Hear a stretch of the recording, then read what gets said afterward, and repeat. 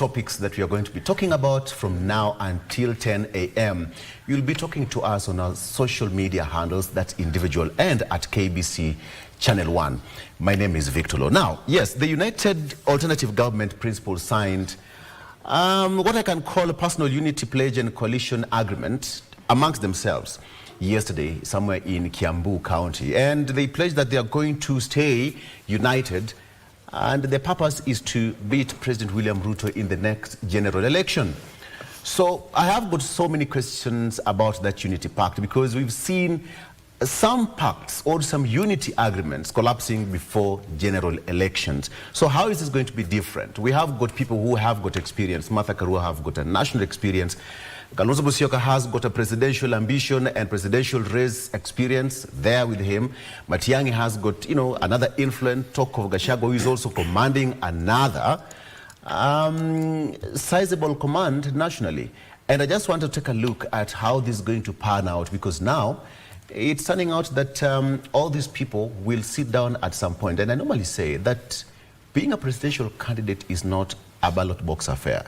It's a boardroom affair. Now you can see for yourselves, right? Mm-hmm. They will sit somewhere and say, Mike, you're the one. No, Vivian.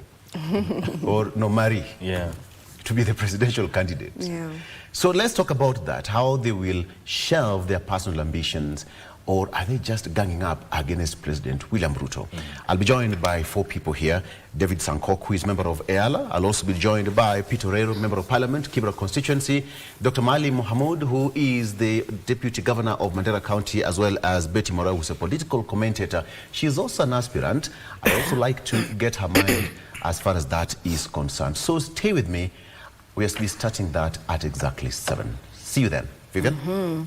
And, after that conversation, we are also going to be speaking matters health, as we always do every Tuesday morning. And today's conversation is on the gradual loss of eyesight. The condition is actually termed as retinitis pigmentosa. That is the condition that we will be looking at. We're going to be looking to understand what this condition is all about, what causes it, what are some of the early signs and symptoms that you can be able to point out? Is there a prevention method? And also, after you are diagnosed by it, what care should you be taking concerning that? That is the conversation that I'll be having, and I'll be joined by an RP warrior, that is a retinitis pigmentosa warrior, and she is also a voice of hope. I'll also have a doctor here with us, that is Dr. Advait Dalwadi. He is the head of medical services, I&U Hospital.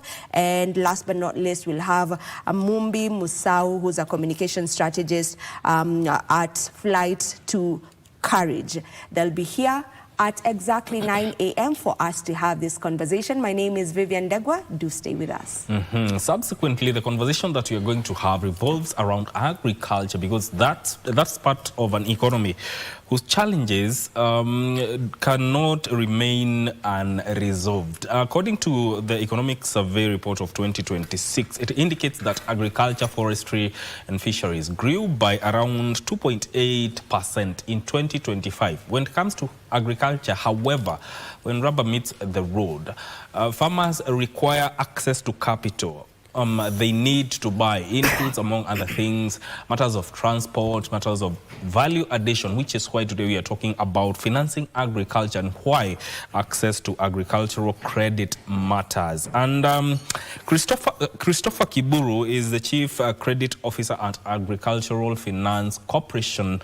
He'll be joining me to take a deep dive into this topic, so I implore you to tune into this live broadcast. My name is Mike. Once again, welcome to Good Morning Kenya. Good morning, Marie.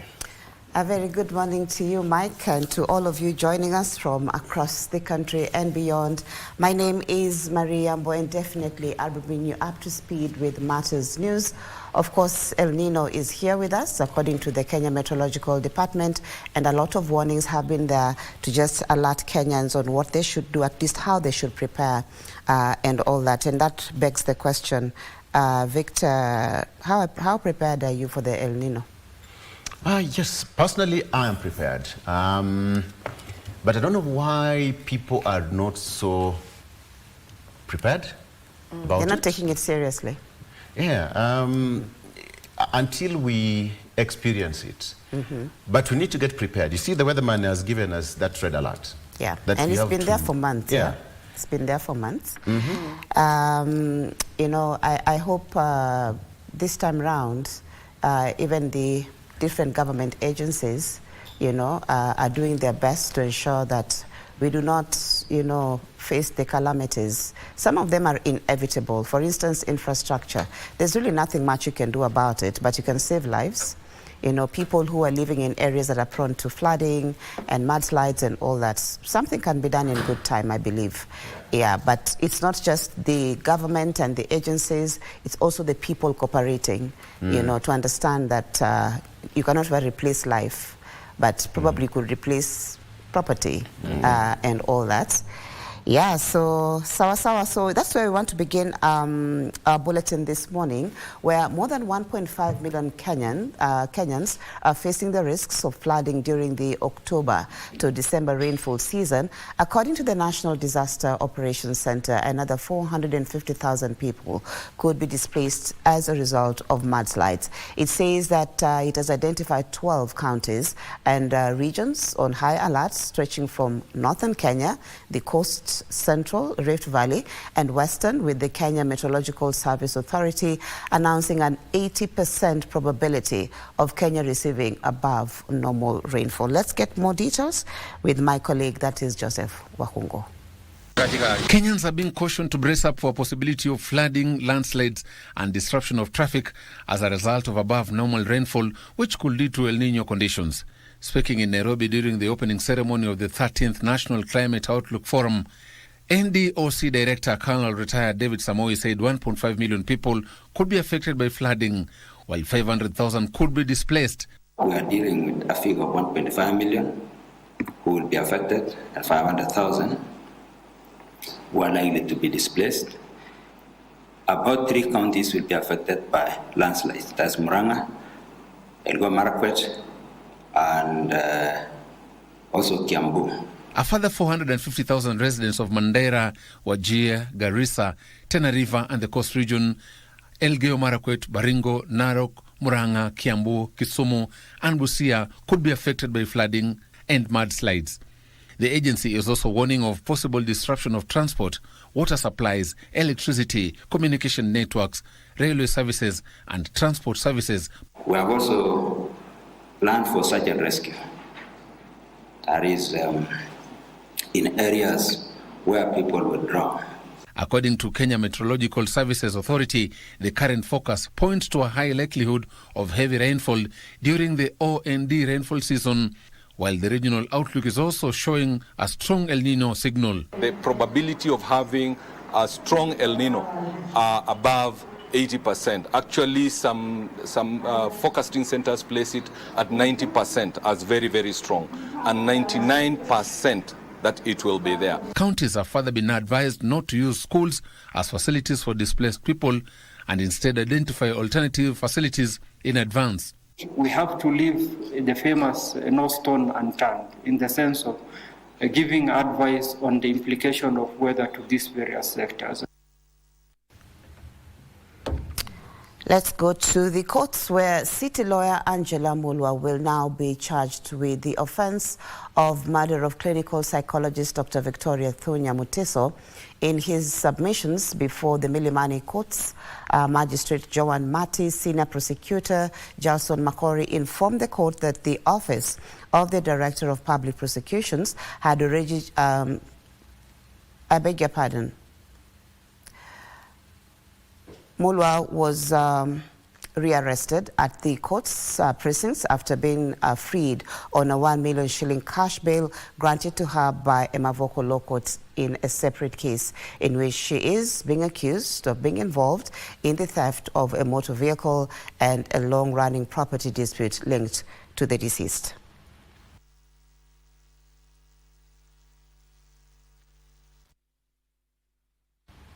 Well, we move on where the National Cohesion and Integration Commission was forced to defer a summon regarding hate speech allegations against Mukurweini Member of Parliament John Kagusha to a later date. This comes after his lawyers challenged the premise of the summons, arguing that the matter is already before the court and proceedings would be prejudicial to their client. The legal team deferred the commission over whether the session was meant to be a formal hearing or part of an ongoing investigations into the alleged hate speech. Timothy Kipnusu with the details. On Monday, Mukurweini legislator John Kagusha was summoned by the National Cohesion and Integration Commission (NCAC) to answer claims of hate speech. The summon was full of drama, as Kagusha's legal representatives invoked the sub judice rule, arguing the matter was already before a court. Whether a matter that involves the same transaction and subject matter can be launched in two separate constitutional institutions. However, NCIC Chair Dr. Kefa Umai said they are acting within the law in executing their mandate as a constitutional body. What is wrong, apart from what you mentioned that is in court, for him to state his facts as they are from his perspective? You cannot begin responding before you read before the client why you invited the client. Your officers and even the court did not bother to translate whatever was said in Kikuyu in Kiswahili, which is also Bantu language, if you are to use linguistics. So therefore, they have introduced other things. The meaning, translating from an African language to English is very complicated. The lawmaker at the same time has it out at the commission for what they claimed is distorting the interpretation. We have asked the NCIC to allow us to go through with the process in the court of law, and so that a determination can be made there. So that we also not subjected to double jeopardy, and also the issue of sub judice. NCAC commissioners had a difficult time explaining to his legal team whether Kagusha was summoned for investigations or a hearing. They have no rules of procedure on how investigation is to be done, no rules of procedure on how hearing is to be done. After push and pull for more than 2 hours, the matter was postponed. We have considered all those issues, and the commission has said clearly that they will be doing their, they will give their own decision later on, and we hope they can do this as fast as possible. NCIC chairperson has, however, lauded the lawmaker for honouring the summons, urging other politicians to follow his example. Do not push us to the wall and issue or seek for warrants of arrest and come for you. When it comes to hate speech and ethnic mobilization, incitement, there's no place in the now Kenya. Deputy President Kithure Kindiki now calls on security agencies to ensure the authority over the masses must never become an instrument of partisan politics with the 2027 general election around the corner. Speaking after presiding over the Kenya Prison Service 27th Officer Cadet Passing Out Parade at the Prison Staff Training College in Ruiru, that is in Kiambu County, the country's second-in-command noted that the loyalty of the security agencies does not belong to any candidate or party or political interest, but to the Constitution. Here is Abdiaziz Hashim with the details. Do hereby swear by Almighty God.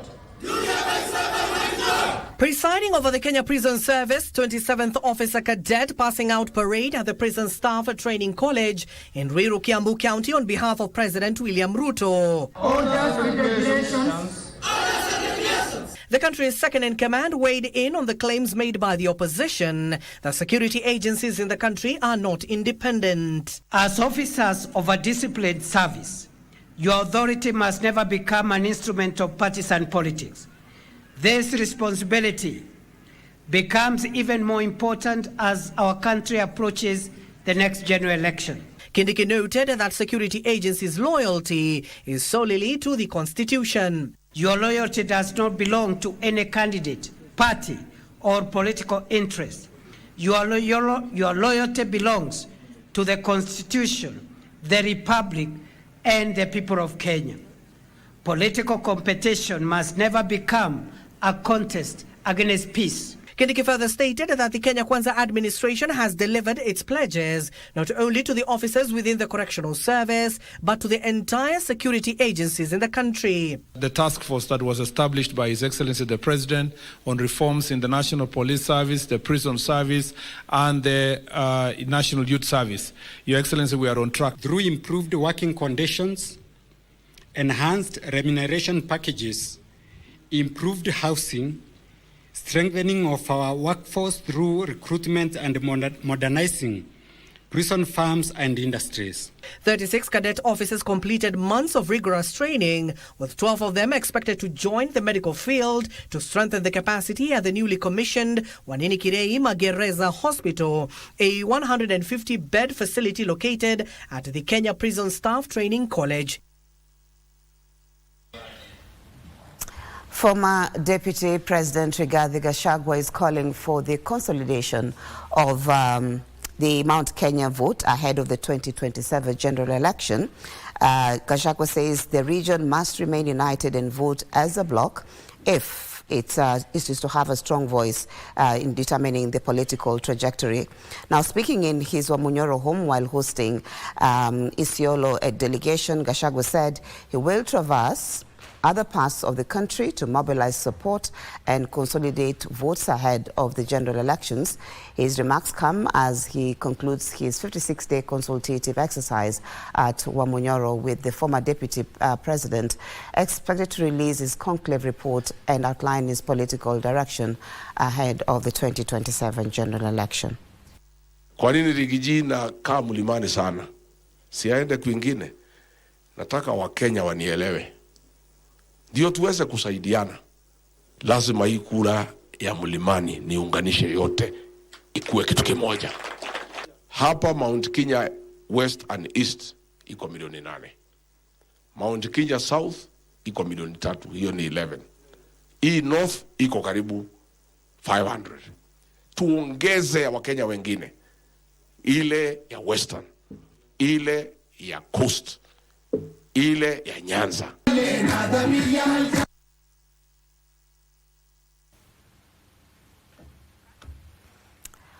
Police in Kiambu are investigating the mysterious death of a middle-aged man whose body was found inside a garbage truck parked along a street in Kiambu town. The man, who was last seen on Sunday, is said to have complained of stomach pain and fatigue before seeking a place to rest inside.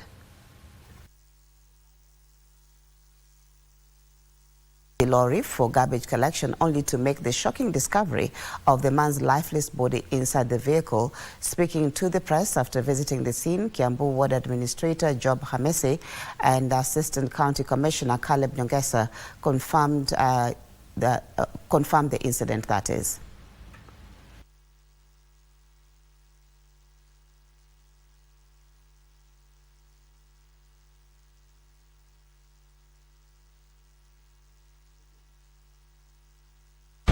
Kwa hivyo tukawaeleza hii maroli lazima iwe na mpangilio. Like this incident yenye tumefanya hapa, huyu mtu hajulikani hata jina yake ni nani, and he has been here for the last 5 years. So that is the order that we are trying to create at this place. Ni huzuni kupata kwamba tunapoteza maisha, na tunapopoteza maisha na unaulizia kama yule ambaye ametuaga anajulikana area hii, inaonekana ni kama tatishi. Watu hawamuelewi, hawamjui, hata wajui background yake ya maradhi, na jinsi alivyofika ndani ya hiyo lori bado ni tatanishi. And a family in Mukuru, Kwa Ruben, in Embakasi South constituency, is in agony following the loss of 3 members of the family in a span of 1 month. In the first incident, a man who was transporting illicit brew using his motorbike was involved in an accident and lost his life. His mother is said to have died from shock upon a learning of her son's death. A month later, the family is mourning the loss of the deceased brother, who was also transporting 120 liters of illicit brew on his motorbike. The accident is said to have occurred at the same spot. The pain is evident on their faces as they grapple with 3 deaths in their family, all in quick succession. Just a month after burying their brother and mother, disaster struck yet again. Ni takribani mwezi mmoja ambapo ndugu yake sasa mdogo pia alipata ajali akafa, na wakati ujumbe ulitumwa nyumbani ya kwamba huyo ndugu yake alikuwa anaitwa Peter amepata ajali amekufa, mama yake kupata hiyo habari na yeye akashtuka akakufa. Sasa pia ndugu yetu mwingine ndio amekufa. Na bado mali bradangu alipatia extend hiyo mdogo na huyo tesemu alipatia extend hapo hapo. The family that hailed from Mukuru kwa Ruben in Embakasi South constituency recounts the last moments with their brother Edward before he met his death on the 21st of August. Tukaingilia hapo DC ndio tutokea hapa sasa tukuje Enterprise Road ndio tuingie kumtaa Ruben. Hapo sasa ndio tulipata accident. Mimi mwenyewe nikatupa fahamu, nilipata nikiwa huduma huko chini. They blame the deaths on illicit brew trade, saying many lives have been lost, not from consuming the brew, but from accidents involving those transporting it at high speed as they attempt to evade the police. Personally nilikuwa transporter, but niliachana na hiyo kazi because niliona ni kuadharisha maisha yangu, because ila speed unaenda ni mbaya. Mkionana na askari hivi mnaanza kukimbizana, ukienda ukipatana na kitu hapo askari unajua hana haja na wewe, ushakufa. They are now calling on the government to intervene and ensure those involved in the illicit brew trade are brought to book. Sasa kama nyinyi wa area ya Ruben, mtatusaidiaje hiyo pombe ipotee? Hiyo pombe inatokanga, mwenye anawatuma ni mama fulani. Huyo mama anaitwa Jane. The National Biosafety Authority is harmonizing the approval of genetically modified products and related regulatory processes in a move that will see approvals proceed concurrently. National Biosafety Authority Chairperson David Wamasi says the agency is working with other government agencies to accelerate the adoption of biotechnology as a tool for addressing food security in Kenya. The National Biosafety Authority is seeking to fast-track some biotechnology procedures, such as approval of genetically modified products. Where other government agents are involved, like NEMA, it runs concurrently. So the moment we approve, there's no other commitment and fears that it might not work the other end. Speaking in Nairobi during an engagement with principal investigators and institutional biosafety committees, Wamasi said the National Biosafety Authority has identified lengthy regulatory processes and uncertainty as some of the challenges facing researchers and developers. The forum was meant to help researchers understand regulatory requirements and identify ways of improving compliance. In terms of the way we can improve the efficiency, in terms of the compliance, and also how we can be able to fast track and see that Kenya benefits from the technology. The National Biosafety Authority says propaganda and misinformation about genetically modified products are a key challenge to the uptake of biotechnology in Kenya. But I want to assure Kenyans that any product developed by GMO or whatever nature of modern biotechnology, they are safe for the population. The government has reduced the price of a 50-kilogram bag of subsidized fertilizer to 2,000 shillings and halved the cost of certified maize seed, cutting input cost for farmers. The measure comes after depressed rains in breadbasket regions that is projected to reduce overall maize production in Kenya by at least 30%. Agriculture Cabinet Secretary Mutahi Kagwe says the latest decision is aimed at supporting farmers recover and boost maize production.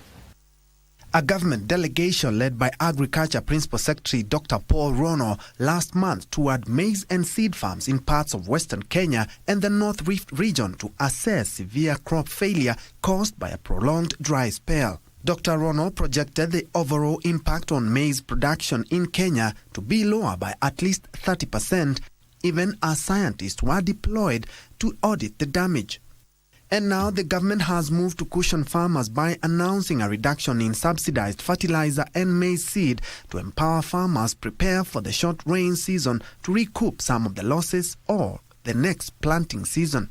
Under the new pricing, the cost of the subsidized fertilizer reduced by 20% to 2,000 shillings for a 50-kilo bag. Agriculture Cabinet Secretary Mutahi Kagwe says the government plans to spend 6 billion shillings on subsidizing 40 million kilos of maize seeds. He says the government will complement the farm input subsidies with enhanced investments in irrigation, water harvesting and climate-smart agriculture to shield farmers from increasingly unpredictable weather patterns. Idadi ya watu inaendelea kuwa nyingi ya juu, lakini mashamba tumeona ya kwamba tukiendelea vile tulivyo bila maji, bila irrigation, ni kusema ya kwamba we will not be able to feed the population of Kenya.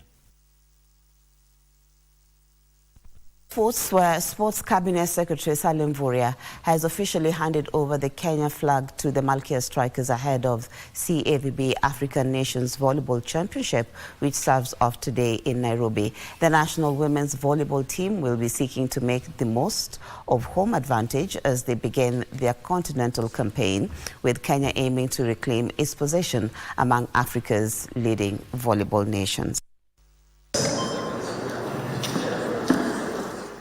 10 times continental champions Malkia Strikers officially received the national flag ahead of the African Nations Championship, which serves off tomorrow at Kasarani Indoor Arena and Ulinzi Sports Complex. Flanked by Sports Principal Secretary Elijah Mwangi, Cabinet Secretary Salim Vuria asked the players to remain focused, disciplined and patriotic as they represent the country on home soil. We are working on a new policy and requisite bids that we will be presenting to Parliament to make sure that provision of an enabling environment and commercialization of sports talents becomes part of our legal framework.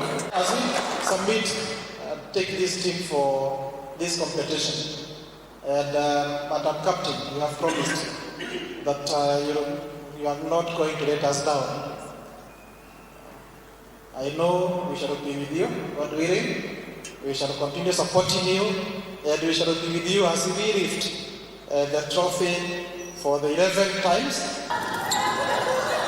The Malkia Strikers have been preparing at Kasarani Indoor Arena and will be hoping to use the support of the home fans to mount a strong challenge for the continental title.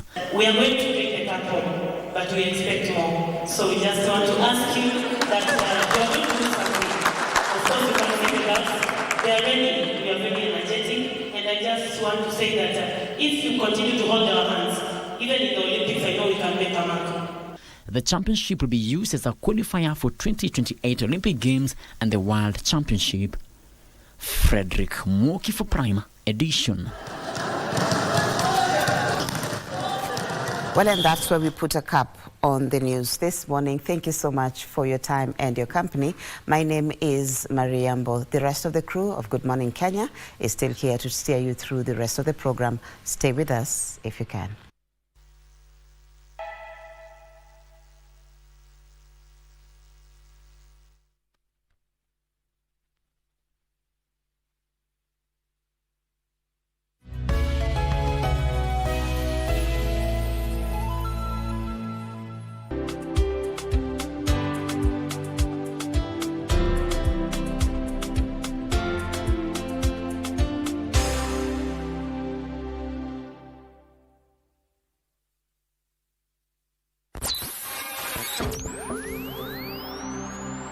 Pindi tunapowasha vifaa vyetu, tunapata fursa ya kutangamana na wasikilizaji wetu.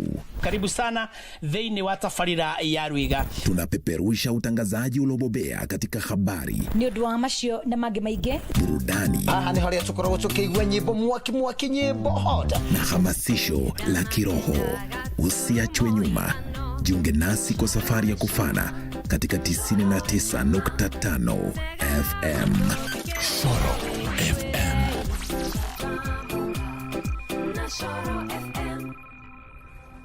Hola. Ni kila Ijumaa kutokea saa 1:30 mpaka saa 4 kamili. Inakuwa ni burudani kiukamilifu ya Afrika Mashariki. Tunakupatia umbea kwa segment inaitwa The Big Story. Tunachanua what's happening in social media. Msanii amefanya nini na nani. Kando na mziki mzuri wa Afrika Mashariki, The Big Story pia anawaletea mastaa tofauti ndani ya studio. Kutoka Kenya, Uganda, Tanzania, Rwanda, Burundi, yani ukanda mzima wa Afrika Mashariki. Nakumbuka pia unaweza interact na sisi kwenye mitandao, yani social media platforms, that is Facebook, Instagram, X na hashtag ni ile tu, #WaMasharikiLive. Tunakupa mix kali kutoka kwa DJ Kuch, muziki ya kizazi kipya iliyotamba inazidi kutamba na ambayo tunaitambaliza zaidi. Exactly, and as always msiaisahau, lazima tuwapatie burudani yenye vitamin extra.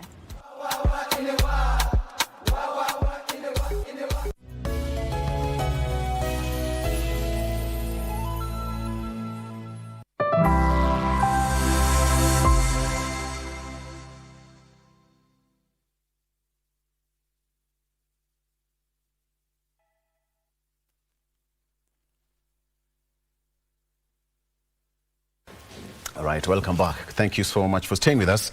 It's a minute past 7 a.m. on this great Tuesday. Before we get to the discussion, allow me to take you through the front page of our local dailies.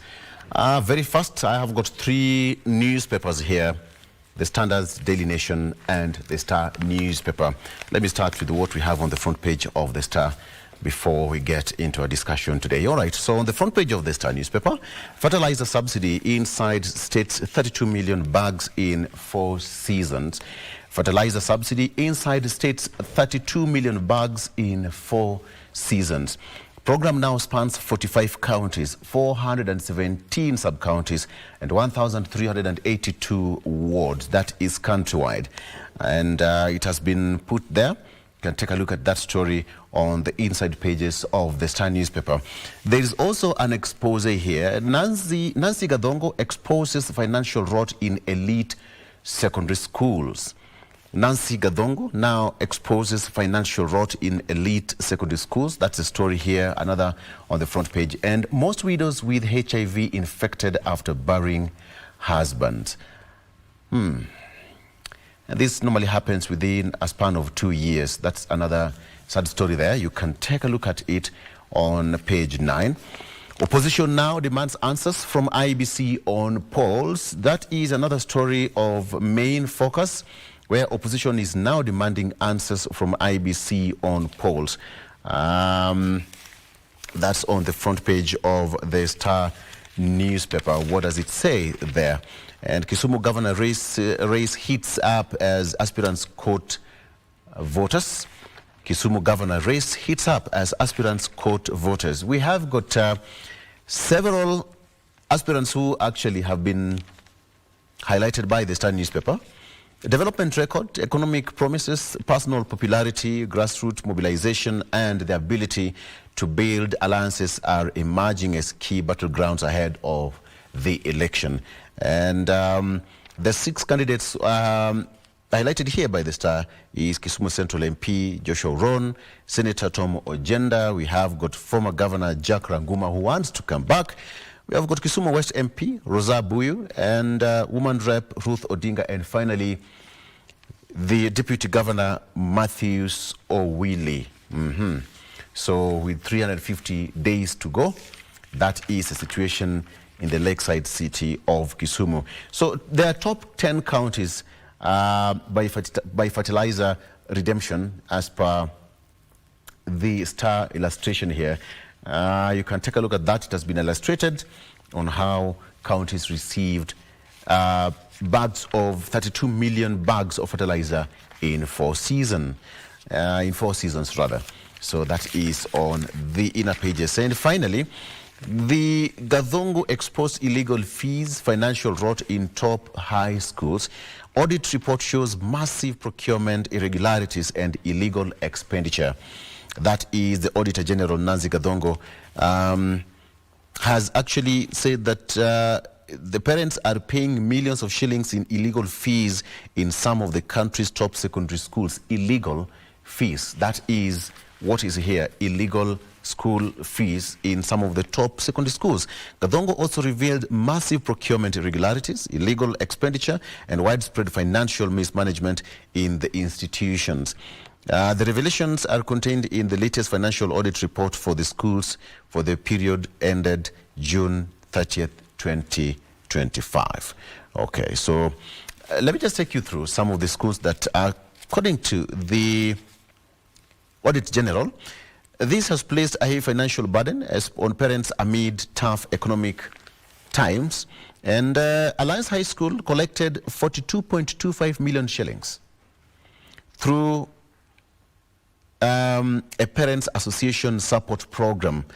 The report also shows that parents agreed up to contribute 30,792 each in March 2024 and later 26,000 in 2025.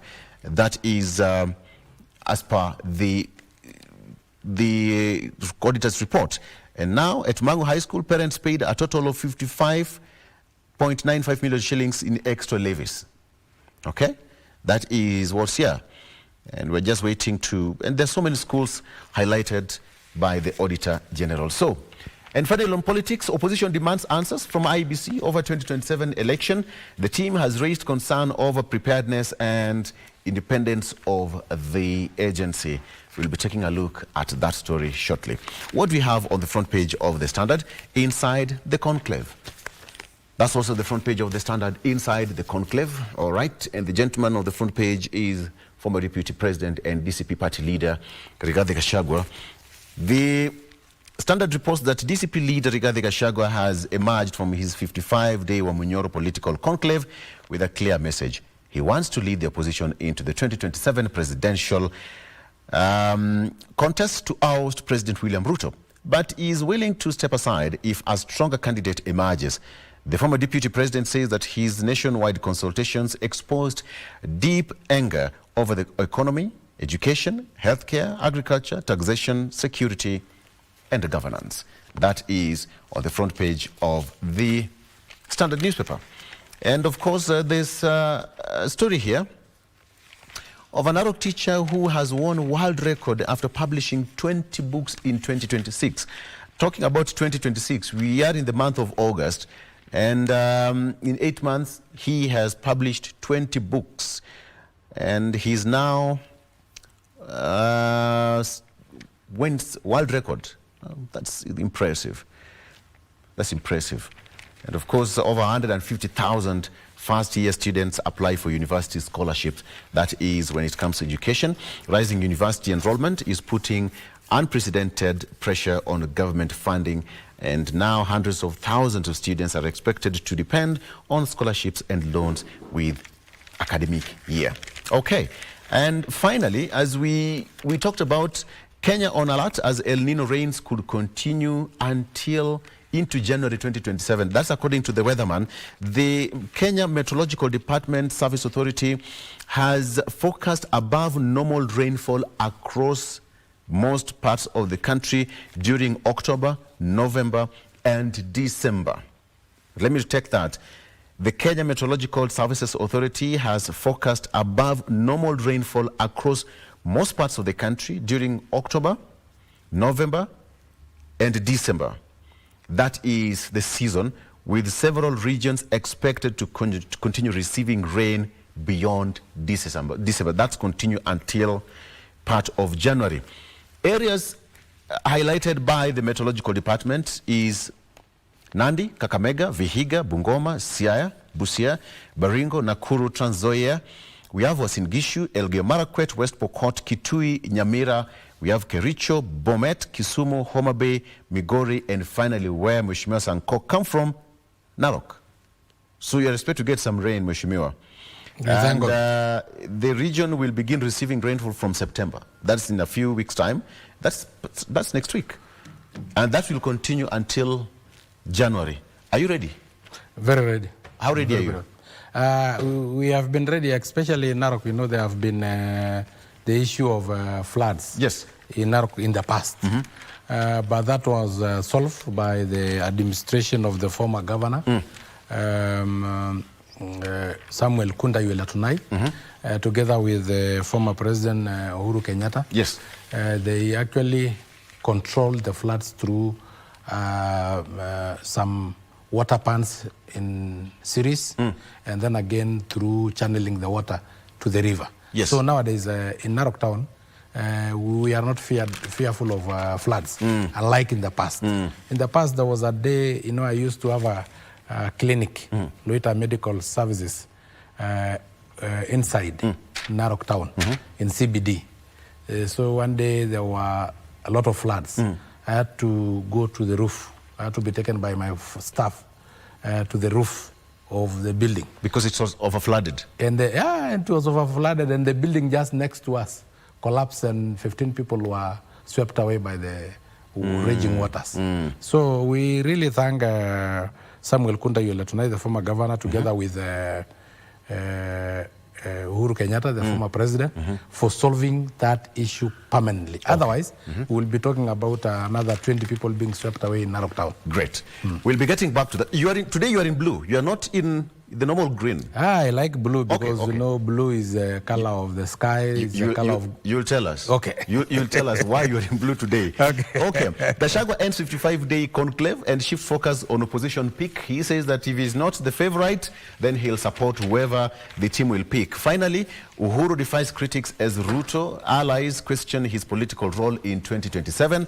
That is what is here. Uhuru's no-sponsor declaration has failed to quell speculation over the influence ahead of the 2027 general election. And finally, what do we have on the front page of the Daily Nation very quickly? Salaries crisis hits counties. Okay. And we have... Meshima Narok is not here. I can't see Narok.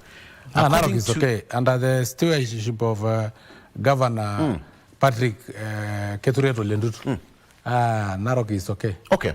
Let me tell you what this Daily Nation has. Workers are struggling to pay school fees, rent, and loans because there's a crisis in salaries which has hit the counties. Affected counties are one. We have Bomet, Baringo, Bungoma, Homa Bay, Isiolo, Kitui, Kisii, Kericho, Kwale, Laikipia, Lamu, Meru, Nakuru, Nairobi, Siaya, Tharaka Nithi, Taita Taveta, Tana River, Turkana, Trans Nzoia, and finally Vihiga. 21 counties out of 47. Narok is not here. Of course, Narok cannot be there because our governor, actually, we nickname him the King of Development. So there is no way we will be in that list. We are always on the list of the best performing governors. Yes, one of the best performing counties, actually. Yes, so any time they mention the best, Narok is there. Anytime they mention the crisis of salaries and poor management, Narok does not appear anywhere. Yes. Are you privy to, maybe not talking on behalf of the county, their annual revenue collection? Narok? Yes. Or any other county? Narok County. I may not be privy to the annual, but I know you can ask the governor. From Masai Mara, we collect quite some amount. Yes. But it is well utilized. Okay, very good. All right, so let me take you back to what the question is all about. Now, Mheshimiwa, you've been around. Yes, and you've seen Kenya grow. Yes. In leaps and bounds. Yes. Mheshimiwa Sankok is a member of parliament of EALA. First of all, Arusha iko sawa? Arusha iko sawa. Very good. As usual. Great. So let me ask you, the first question, you are in blue today. Yeah, I told you I like blue because blue is the color of very calm skies, the color of our oceans, the color of very clear waters emanating from tropical forest, which we are blessed with. But naturally I wear green because green is also another color of life. It is the color of green grass. Yeah. Which then pastoral nomadic societies will be very happy with it. It is the color of very healthy crops. It is the color of the tropical environment. So I urge all Kenyans, when we have the combination of blue and green, then that one is paradise, So I urge all Kenyans to go green. Please go green by planting more trees. Yes. That is symbolic. This blue, does it represent something that I'm not aware of? Like what? Currently. Like what? what energy are you giving today? Is there anything happening out there? I know you are going to answer the political parties, but I can assure you there are 96 political parties in Kenya, each of them with a different color.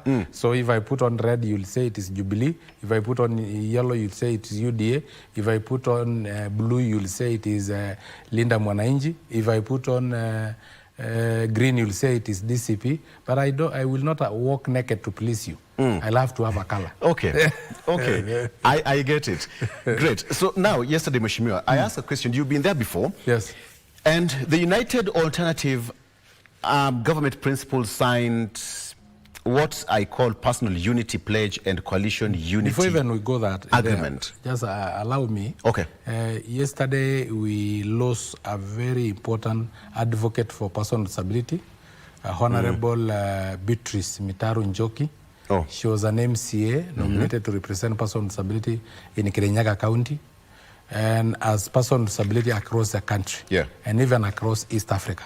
Because even during my swearing in, she was very active in disability advocacy in East Africa. So Honorable rested yesterday.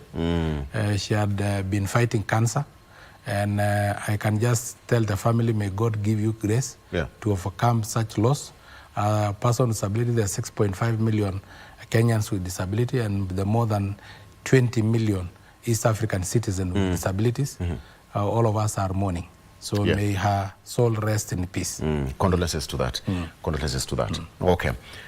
So let's just come back to the topic. The UAG signed all the principles, apart from some of them who are not present. They signed a personal unity pledge and coalition unity agreement. And the principals who were there included Kalonzo Musyoka, Martha Karua, Fred Matiang'i, Justin Muturi, Eugene Wamalwa, Peter Munya, Lenny Kivuti, and Omingo Magara, with Cleophas Malala signing on behalf of Rigathi Gachagua. You know all of them. They are your friends. So the question I want to ask you that they signed this promising to stay together until 2027. But the question is, what makes this agreement quite different from the previous ones, which actually collapsed even before general elections? You know, Ben, let me repeat what I said somewhere in January this year and even late last year, around December. And I will repeat again. Yes. I'm a member of UDA for now, and I don't fear at all the united opposition. I have always stated that what I fear is the possibility of a third force. And I predicted, and it is coming to be the major player in the Kenyan politics. That is a combination of Babu Owino, Edwin Sifuna, James Orengo, Ndindi Nyoro, Winnie Odinga. You know, that combination, Muhammad Ali, that combination is politically very lethal. That is what I've been worried about even before we buried Raila Odinga. You know, when Raila Odinga passed on, because I knew any political party without a party leader is as good as dead as a dondo. You remember what happened to Kanu? Yes. When Moi retired from politics, Jogoo ikanyamaza. What happened with NAC when Kibaki went to PNU? NAC ikaisha. Yes. The famous NAC, you know? What happened with PNU when Kibaki retired? Ikakufa.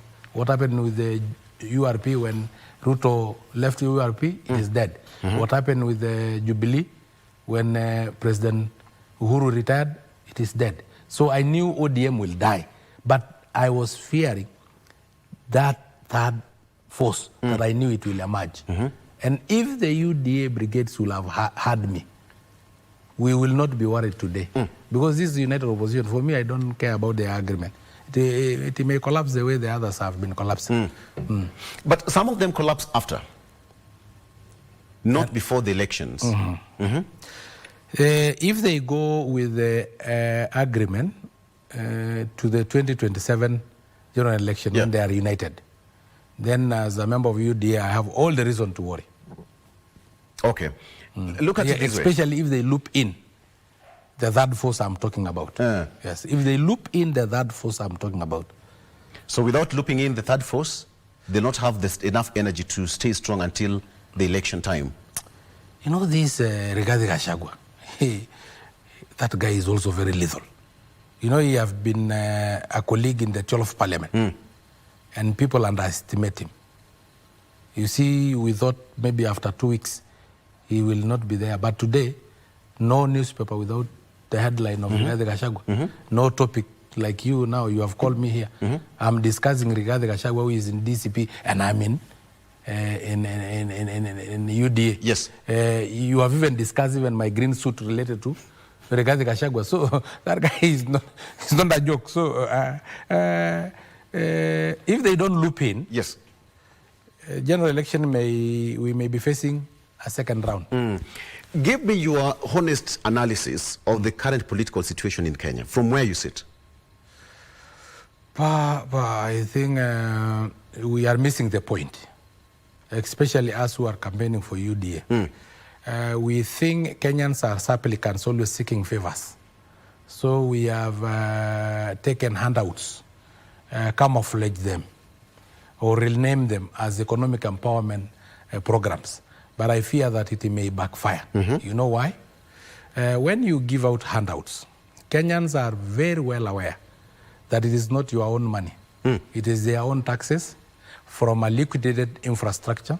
Probably a higher percentage is stolen, and then a lower percentage is brought as handouts in economic empowerment programs. But the best you can do as a Kenyan leader is to reach maybe 10% of the population, of your voters.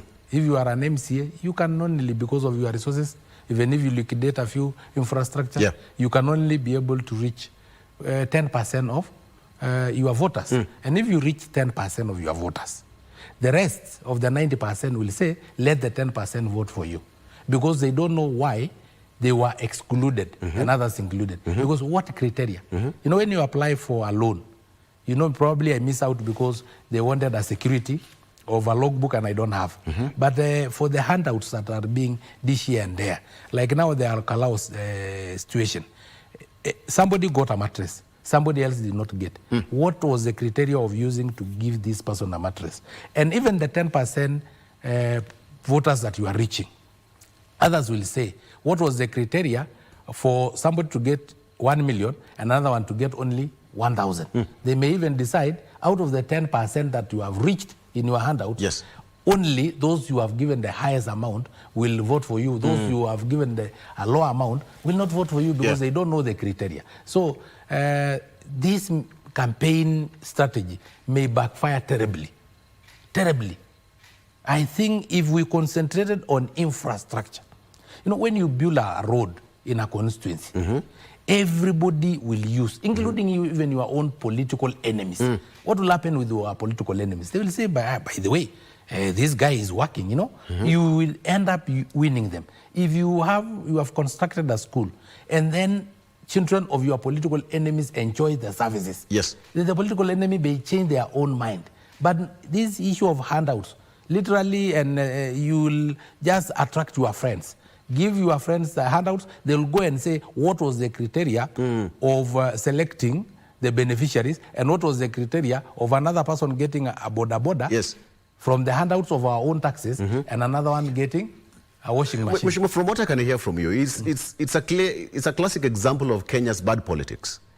Terribly. Are we the ones to blame? The voter, the Wanjiku, or the politicians? The leaders together with the Wanjiko, because the politician, of course, they value handouts more than development. In fact, nowadays, the ribbon is becoming longer than the road being commissioned.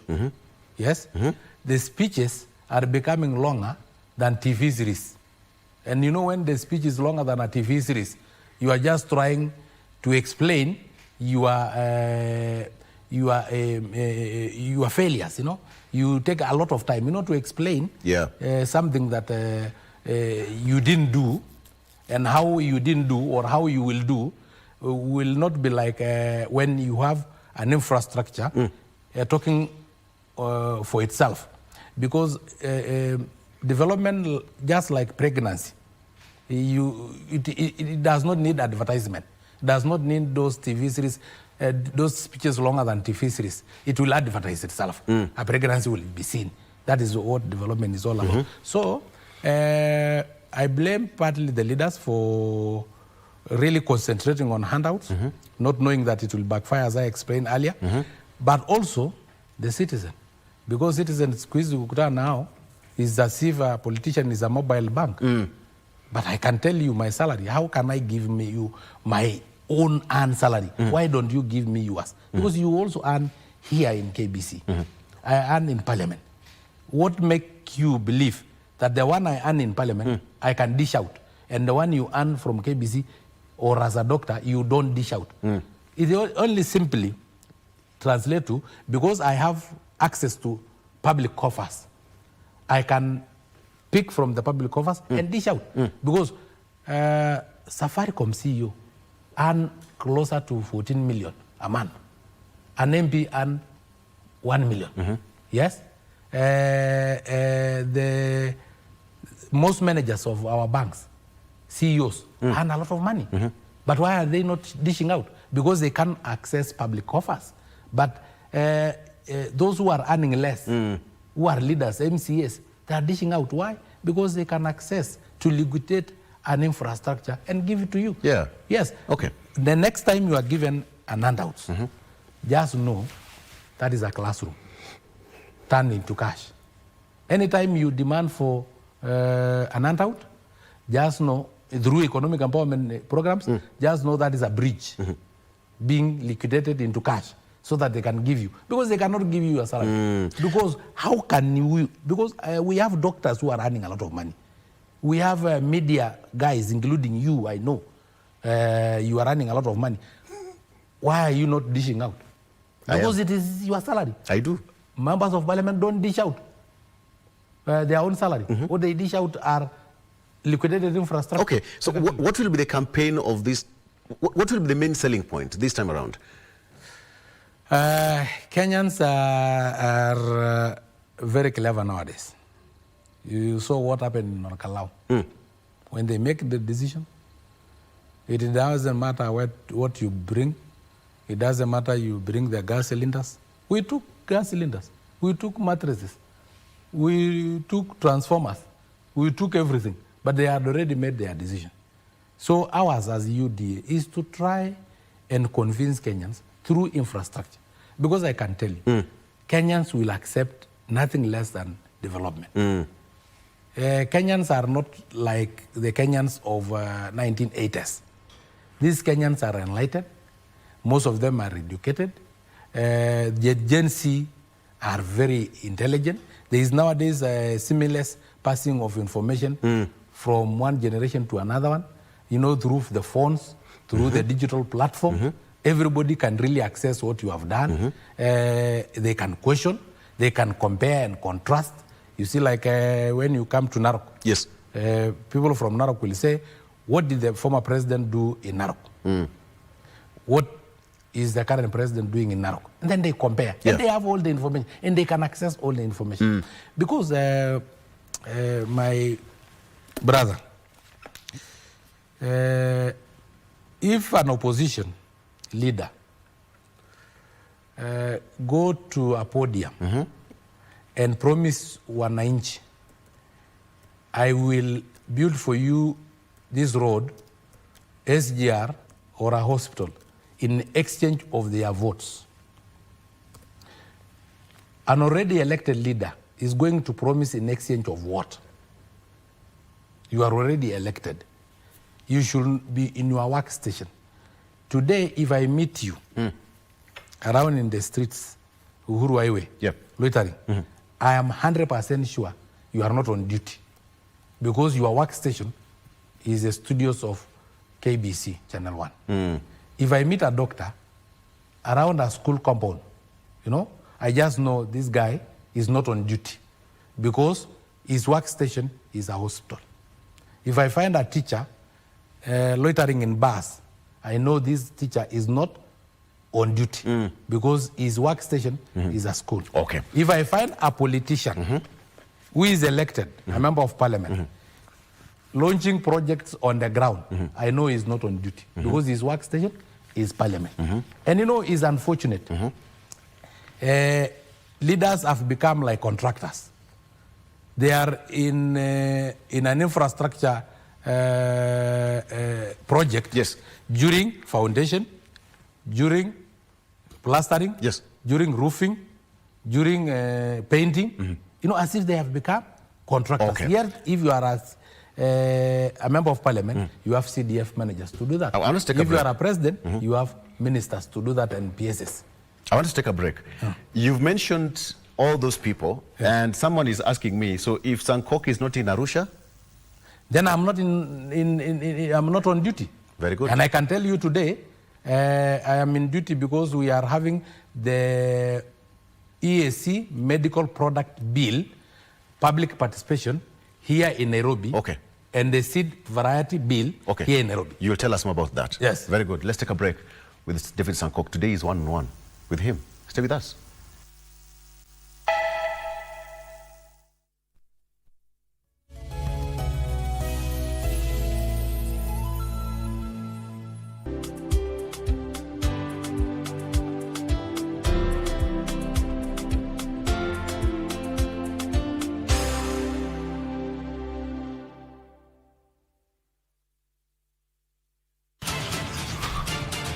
Makeup, hairstyle, but there are no cameras focusing on bench players. Luyi, please be a human. He needs to be roughed up some. Then again, if Ake weren't in a bad state of mind, we wouldn't have lost. Yes. So what then? They made it to the finals? That's not right. No. The national finals? In their dreams. They disrespected me. I will teach all of them a lesson. There is something called karma. You too.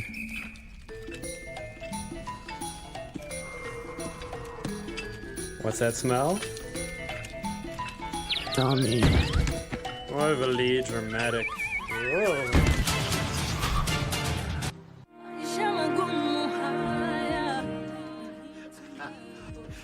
Hebu fikirie environment kama hii hapa Western Kenya, eti mtu atatoka hapa aende Nairobi kusoma university to conquer the world. Mimi Andrew nitahakikisha hiyo ndoto imezimwa. Tazama hayo yote kwa Gundu KBC Tuesday to Thursday 7:30 p.m. Leo sio kesho.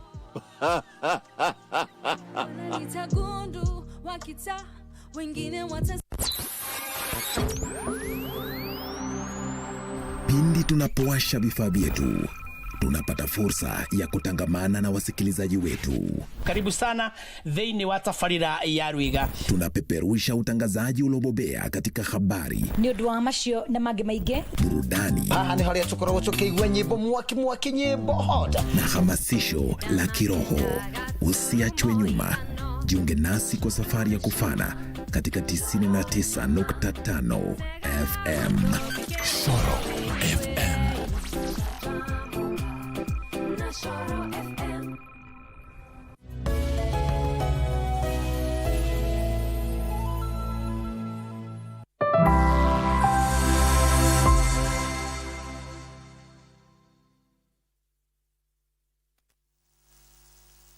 All right, welcome back. If you're just joining us, I'm with Mheshimiwa David Sankok, who is a member of parliament of East Africa Legislative Assembly sitting in Arusha. But he says that you are on a working assignment in Nairobi. Yes, across all member states, that is. Across all member states, we are doing public participation on 2 major bills. And luckily enough, I'm chairing both committees. Okay.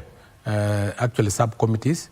We have the General Purpose Committee, which met stakeholders in Lillian Towers last week. The whole of last week, we had the Kenya Medical Practitioner Board, we had the pharmacists and poison board, we had the Kenya Veterinary Board, we had all the stakeholders, manufacturers, with the East Africa Medical Products Bill 2024. Because as East Africa, we want to be able to manufacture our own medicine locally. Because Corona taught us that in case of a lockdown, like what happened, then Africa remain as an appendix, no function but non-existent nonetheless. Meaning in the bunch of vaccine, we will always be the last to receive. Yes. In terms of medication, we are always the last to receive. So we are actually trying to set factories within our country, our region, to be able to set up factories. Because we have the human resource, that is a human capital. In any case, we are even exporting laborers outside our region. So we have them. We have the land. We have a favorable environment. That is the tropical environment, meaning we don't have winter or summer, heat waves. So it is very conducive for industries. We have the raw materials. So that is why we have that. So is the bill standard across all the member states? Yes, of course it must be standard. And it, of course, when it pass through the assembly, that is the East Africa Legislative Assembly, it become superior than our local laws, because that is an international instrument that as far as you have ratified the treaty and you are part of the East Africa, you have to make it part of your laws and they'll become superior than the laws. Just the way county bylaws will not become superior than the laws made in National Assembly. Absolutely. Yes. So if this bill passes and it becomes law, how will Kenya specifically benefit? Of course, if we because it is designed to try and have preference in procurement of locally manufactured medicine. Once we will be able to trace the safety of those products so that there is no falsified products. Because if today you falsify a product that is manufactured in China, how do you communicate and contact China to ascertain if this is actually their product? But somebody have just falsified somewhere in industrial area or river road. You know, you can't really contact. But if it is manufactured within Kenya, then it is very easy for even a chemist or a pharmacy to contact the manufacturer and take those samples and ascertain that it is actually true. So Kenya will benefit, first of all, by safeguarding our citizen from falsified and substandard products. Again, since we will have preference in procurement of locally manufactured products, it means then those big companies, Cosmos and international companies, they will have to set up, because it does not mean locally owned companies.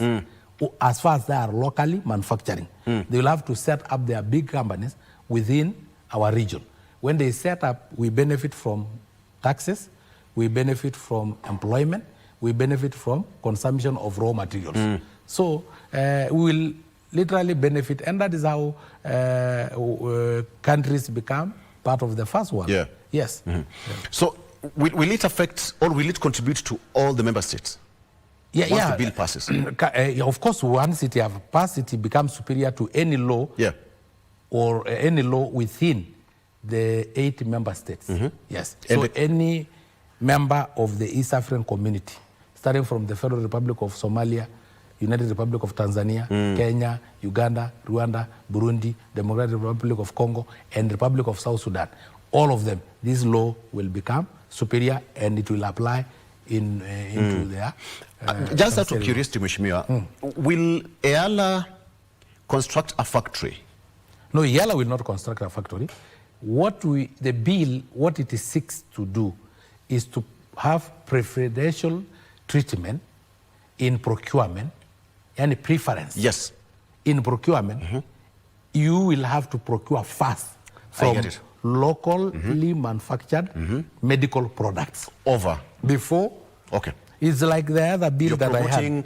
You're promoting whatever is available back home. It's like the other bill that I had passed in East Africa community, East Africa Legislative Assembly, where we will ban very soon, by 2028, we'll ban importation of leather products. and exportation of raw leather. So anybody who want to produce leather shoes, leather jackets, handbags and so on will have to set a factory within East Africa. The raw material is there. We slaughter in East Africa almost 11 million cattle. Yeah. And several sheep and goats and camels come here, manufacture from here, and then you can export finished product, but not raw leather. And we cannot import finished product, leather product. So it actually does that. And again, this week we will, from actually today, we are having the seed variety bill, the East African seed variety bill. Because, you know, we are under what we call political, socio-economic neocolonialism. And the worst thing is when it comes to food sovereignty. We are not sovereign in terms of food. Yeah. We have been treated to what they say certified seed, which we cannot ascertain if actually they are GMOs or they are certified seeds. And these certified seeds, you plant once, you can't replant them again. When you are growing up, Victor, your grandmother or your mother used to dry maize for planting next season. Yeah. Nowadays, you consume the maize, you have to go and buy the certified seed. There are only 4 companies in the world that produce seeds. If today they want to fight in terms of food security war, they just stop exporting seeds to us. Yes. And we'll only have 1 year before we starve to death as Africans, because these seeds are supposed to be bought, you cannot replant them. So we want to go back to the traditional seeds where you can preserve your own seeds and replant them again. Okay. Of course, they have not done that one to beans. They have not yet gone to cassava. They are almost going to potatoes. Nowadays, they are certified seeds of potatoes, you know. But for the maize and for the wheat, you can't replant the wheat that you have harvested. It's good you've explained that. Just maybe in 1 minute, I know in EALA, all member states are equal partners. Yes. But what is the face of Kenya in the assembly? How are we in that platform? I'm telling you, if there is any country that have to really support East African Community Economic Bloc, it is actually Kenya. We are benefiting more than any other country.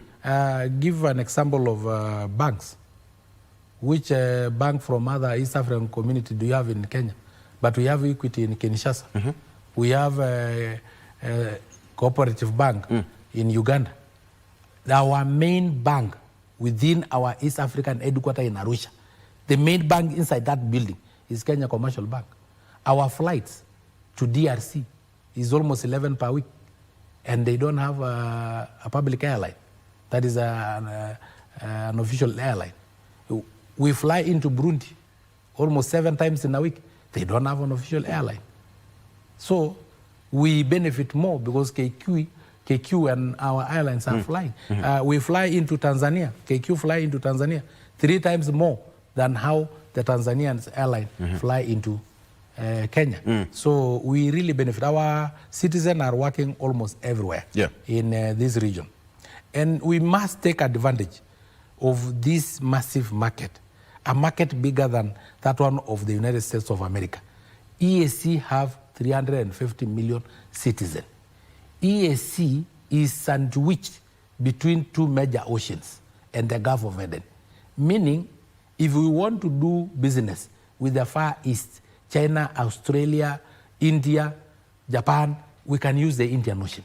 If we want to do business with the Far West, that is North America and South America, then we use Atlantic Ocean through Kinshasa. If we want to do business with the Middle East and Europe, we use the Gulf of Eden through Federal Republic of Somalia. So we are sandwiched, literally, and we are the only economic blocks that is well placed to do business throughout the world. So Kenya should take advantage of such, with 6,500 kilometers of coastline, meaning we can access seafood, we can access the blue economy, 38 big freshwater lakes including the second largest water lake in the world. We have the longest river in the world, River Nile, emanating from our region. The seventh largest river in terms of water volume in the world is actually River Congo. The largest and the second largest water towers in Africa are actually within East African Community Economic Bloc. We are also blessed that our land, which is 1.4 billion acres of land, is totally arable. We don't have a desert. You can use for livestock rearing, you can use for forestry, agriculture. We literally only have semi-arid regions. We don't have any desert in our region. So Kenyans should take advantage of it. All right. I think that's, I had to give you enough time so that you can explain to us what's happening in the East African Legislative Assembly. But again, later on, probably as we finalize, think about this question. What is the standard, or how do you negotiate with other blocs globally, the EALA Parliament, to market the member states in other, in a global stage? We have got COMESA, we have got so many, you know what I'm talking about? First of all, in Africa, yes, there are around 5 very strong regional blocs, yes, which we think with these 5 regional blocs, once they have one language, and Africa having one language, Swahili is now the official language in Africa. Yes. Arabic is the official language for IGAD. Swahili is the official language for East Africa. Once we have these regional blocks, economic blocks, will form the building blocks of the United States of Africa. Very good. Yes. Okay. So let's come back to our discussion today. You are associated with UDA and the ruling coalition. Not associated, I'm a member of UDA. You're a member. For now. Okay, so what is the strongest argument you can make for the current government that will make it to deserve a second term? That is a very tough question because I have been in the geopolitical space and I may not have had scrutiny of projects that have been completed. For me, I don't like, as a sitting member of parliament, already elected, I don't use promises. I know the Rironi Mau Summit is ongoing, but I'll only speak about it when Kenyans can use it. Yes? Because for me, I like to see already finished projects. I think that Alanda Stadium is already probably finished. Yeah. So unless you give me time to go and scrutinize and see the finished project, because as a leader already in office, I should not talk about ongoing projects. Why? You need to tell people. No. That's what I was telling about you. Speeches becoming longer than TV series and the ribbon becoming longer than the road being commissioned. Surely, if for that guy in opposition, they can make promise in exchange of their votes. But for me in UDA, why should I make a promise in exchange of what? I should actually be telling them, handing over projects that are already completed, because I should be busy in office. So unless you give me you time, want to tell Kenyans why you deserve a second term? I know we deserve a second term. Why? But you'll give me some time to go and scrutinize the already finished projects. After getting gist of the finished project, then I'll come and mention. Otherwise, I run the risk of mentioning projects that are not yet completed. Like there is a project that is going on of phase 2B of the standard gauge railway. Right. But I like what Uhuru used to do. We used to board the train to go and commission the project. You board the train and travel to that place. Yeah. But if today I tell you to board the train from Suswa to Narok, you may not board it. So it is not yet completed. I'm asking that question because even last week the president talked about, I don't know whether you're part of it, the health summit at the KICC. And he mentioned how SHA is working. That's the reason why I'm asking you, because the government has, including some of the leaders who've been here, have been highlighting the government success stories. The issue of SHA, nowadays I'm based in... Okay, basically, what is the government success story, UDA success stories? That's why I'm telling you, because You I'm need time to in think the geopolitical space. Okay. Allow me to come back and see, because there are so many projects. Okay. I've told you about the Talanda Stadium. If I knew you will ask me that question, I will have gone to the Talanda Stadium and see if it is really completed and handed over. You know and they're your friends, the members of the United Alternative Government. They're your friends, the likes of Kalonzo Musyoka. You've worked with them before, the likes of Matiang'i, Martha Karua, you know them. Do you think they will form a strong force to beat President William Ruto, or they are trying to underestimate the power of the political machinery? You know, as a member of UD, I don't run the risk of repeating what Jubilee did when we were in Tangatanga. Most of these characters were also with us, just the way we left Uhuru and went to Tangatanga. And they actually underestimated us. So for me, because I have time, kurekebisha, Victor, I don't want to run the risk of underestimating them. They are a force to record. We are also getting prepared. And you know, Victor, you know, you are asking me today very tough questions, because I told you I'm in UDA for now, but mimi ni mfugaji wa kuhamahama na tabia iko ndani ya damu, unasikia? Na tabia sio kama uchafu utaweza safisha early in the morning alafu ukue clean. Okay. It is within us. That is why politically ufugaji wa kuhamahama have been there for us. We were in Kanu, we went to Kadu, from Kadu we went to LDP, from LDP we went to NAC, from NAC we went to ODM, from ODM we went to UDM, from UDM we went to URP, from URP we went to Jubilee, from Jubilee we went to Tangatanga, from Tangatanga UDA, and UDA to Kenya Kwanza. Yes. And now we are in a broad-based government. All that time I've been with William Ruto. And again, Victor, under the new constitution, Kibaki was elected in his first term using NAC. For his re-election, he ran away from NAC and was elected in PNU. For Uhuru Kenyatta, he was elected the first term using TNA party. Yes, yes. But he ran away and went to Jubilee party for re-election. And now, mimi pia napima. I don't know if my president, who was elected in UDA, will run away to another political party. So hata mimi naangalia ndio niziwachwe kwa nyumba iniangukie. What are the signs? Ukiangalia kwa mbali, what are the signs? Broad-based government, no, we may go to ODM. Na mimi ndaangalia ndio nijue kama ndamfuata ama pia mimi ndajipanga somewhere. Okay. So that is why I'm saying ufugaji iko ndani ya damu yetu. Hii yote yenye nimekuambia tumekuwa tukihamahama kwa siasa, tumekuwa tukihama na William Ruto na kila saa tukihama ni kama tu ile wafugaji unaangalia pale mvua iko na mvua kwa siasa ni wananchi. But Mheshimiwa, what do people want? Political party or an individual or ideologies?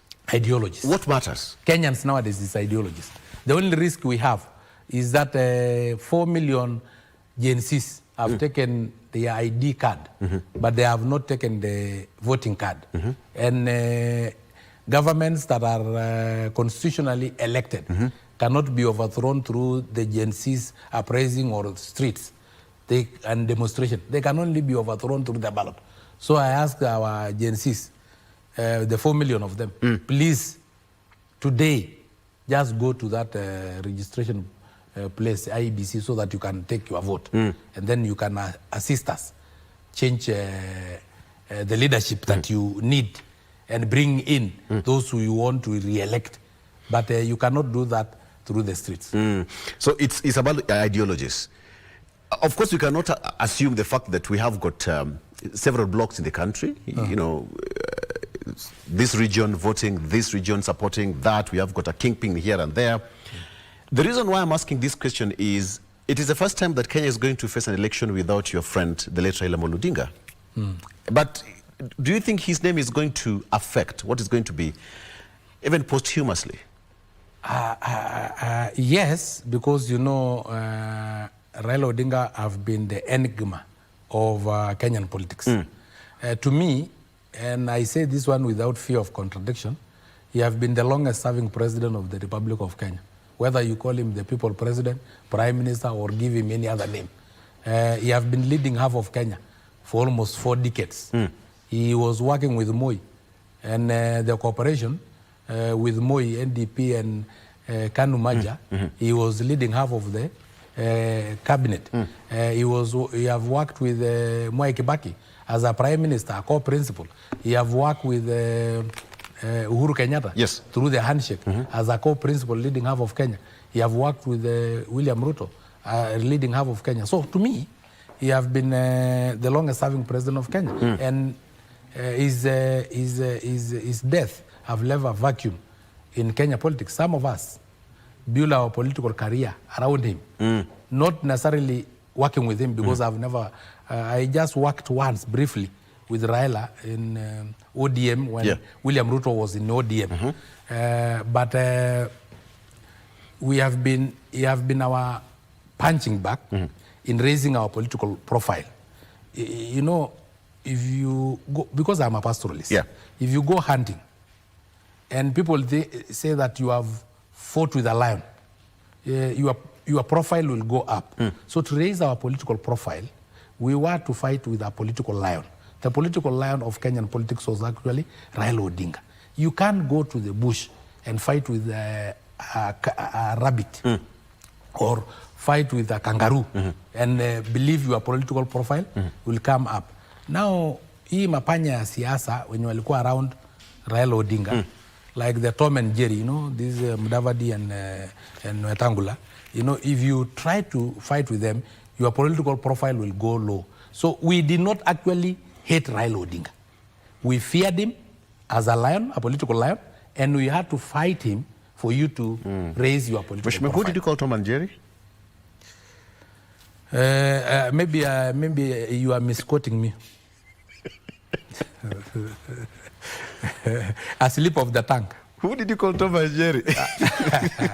A slip of the tongue. All right. I was trying to get you there, but you know them. They're your friends.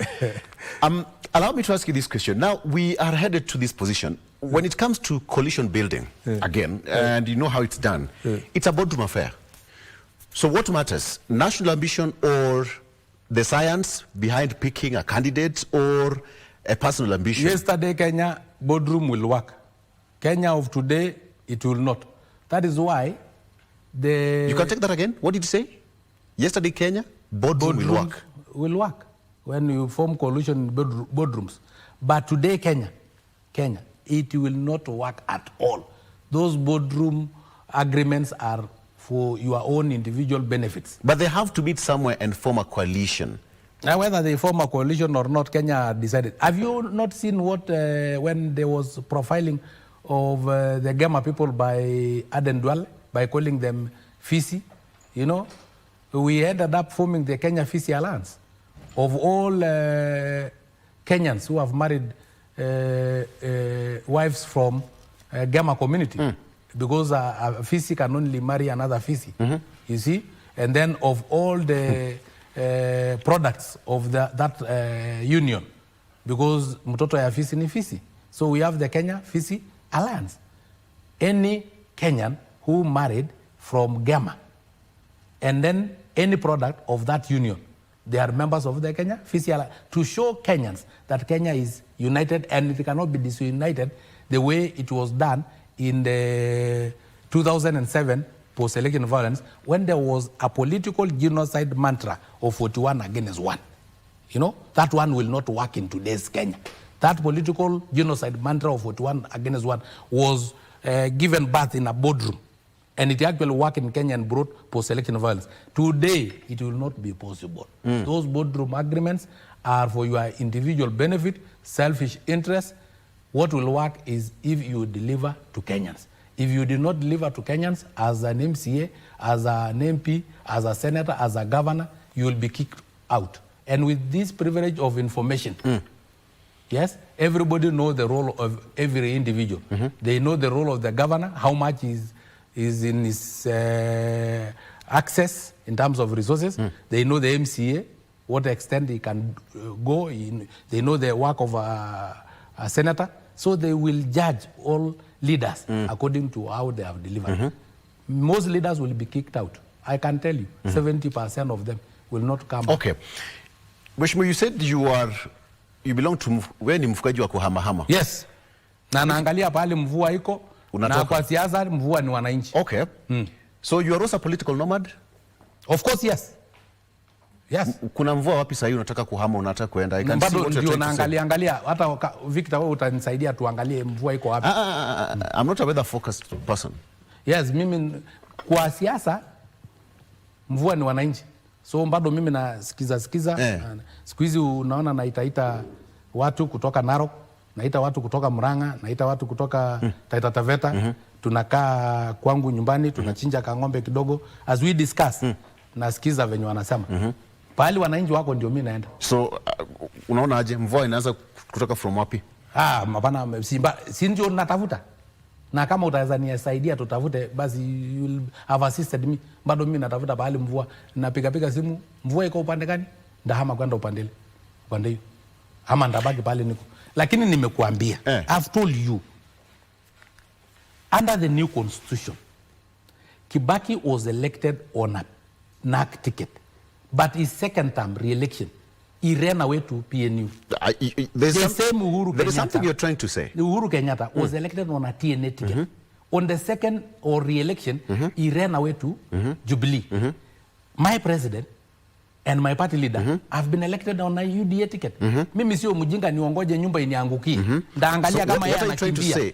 Akikimbia kwenda chama ingine, either I choose to follow him or nitafute kujipanga. You know, history is very important for us. Yes. Politically speaking. Yes, history is the mirror to reflect into the future. From the way you are speaking, Mheshimiwa, it seems that history is just about to repeat itself.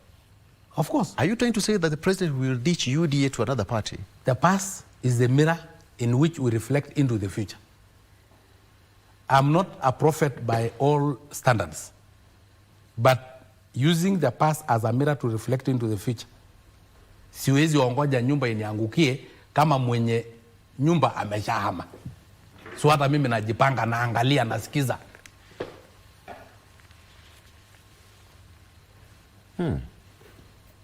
To ODM?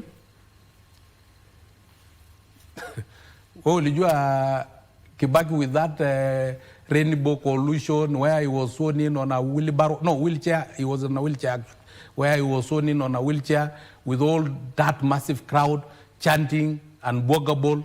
Yote yawezekana bila Moi. 2002. All of a sudden, the guy is no longer in NAC. He was in PNU.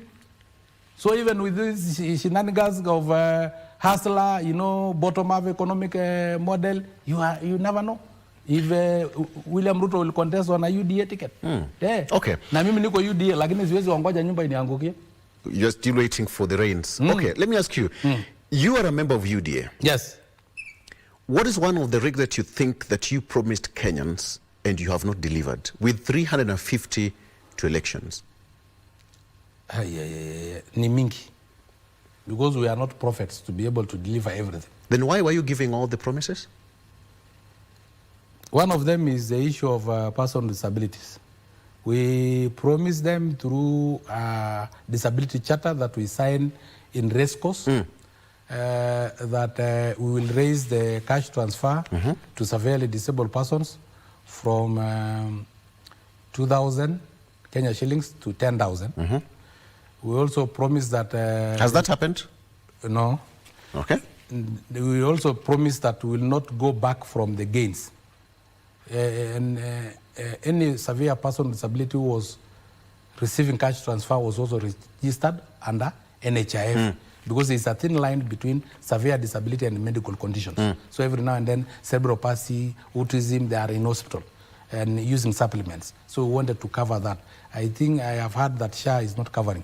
We also promised that we will not go back to what the gains. There were gains in disability that there were a disability indicator as a main indicator in ministries, department, and agencies of government performance contracting. Yes. I've heard that so far have been removed. We also promised that in disability leadership, there will be a face of Kenya. But currently, I was the chairman National Council for Persons with Disability, currently held by Elizabeth Chesang. The members of Parliament, National Assembly representing persons with disability are Bishop Jackson Koskei and Harold Kipchumba. So I also see some so there are some promises that we have not really delivered. But I hope we still have time. We will be able to deliver. With 350 days to the... 350 days are more in politics. Even a day is long in politics. Okay. So when you are to sit again with the Kenyans and tell them, these are some of the promises that we gave you, and we have not delivered, what will you tell them? How would you promise them that you'll deliver? How would you convince them? That's the way... 5 years? You'll need 5 more years? Yes, because there must be reasons as to why some were not delivered and others were delivered. But I have told you, Victor, I've been in the geopolitical space. So most of the time I'm in Arusha. Some of these things I'm hearing from you. Yes. Okay. Yeah. We are talking about the Vision 20. You have been the one who have been in this country. You should be telling me what I've been delivered and what have not been delivered. Your place is 1 hour from here to Narok. No.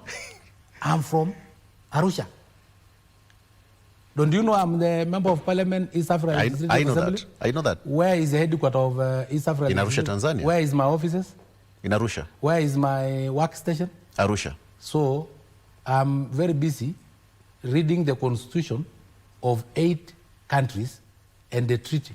Because any law I pass, because parliament is to legislate. Any law that I have to legislate, like now the East African Medical Product Bill and the Food Seed Variety Bill, I have to read 8 constitutions so that I align it to them.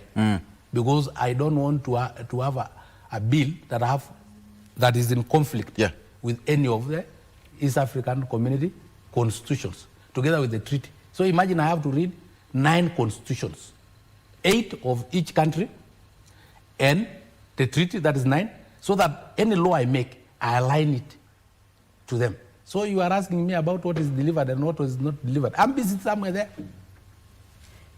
I see what you're trying to do. It's okay. What am I trying to do? All right. So the president launched the vision, the conversation, national conversation. Let me get your point on this, of the Vision 2030 and beyond. What is your take on that? Having in mind that in the next 3 years, the Vision 2030 will expire, and from the East Africa bloc and stage, where are we? Are we competing favorably with our colleagues in the assembly? And do you think this conversation is timely, Mheshimiwa? You are pushing me too hard. You know, Vision 2060 on top of Vision 2030 is like impregnating a pregnant woman and sitting waiting for twins. Anyway, but comparatively, if you go today to Kampala, even at midnight, there is traffic jam.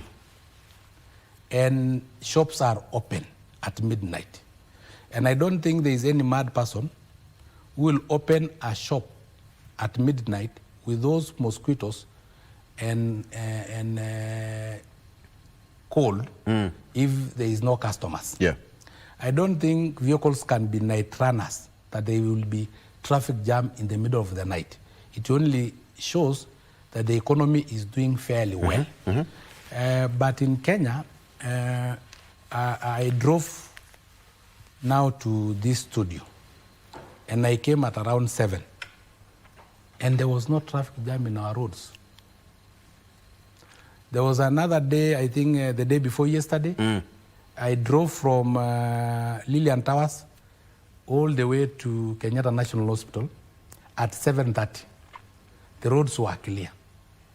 It is a total indication that the economy is towards collapse.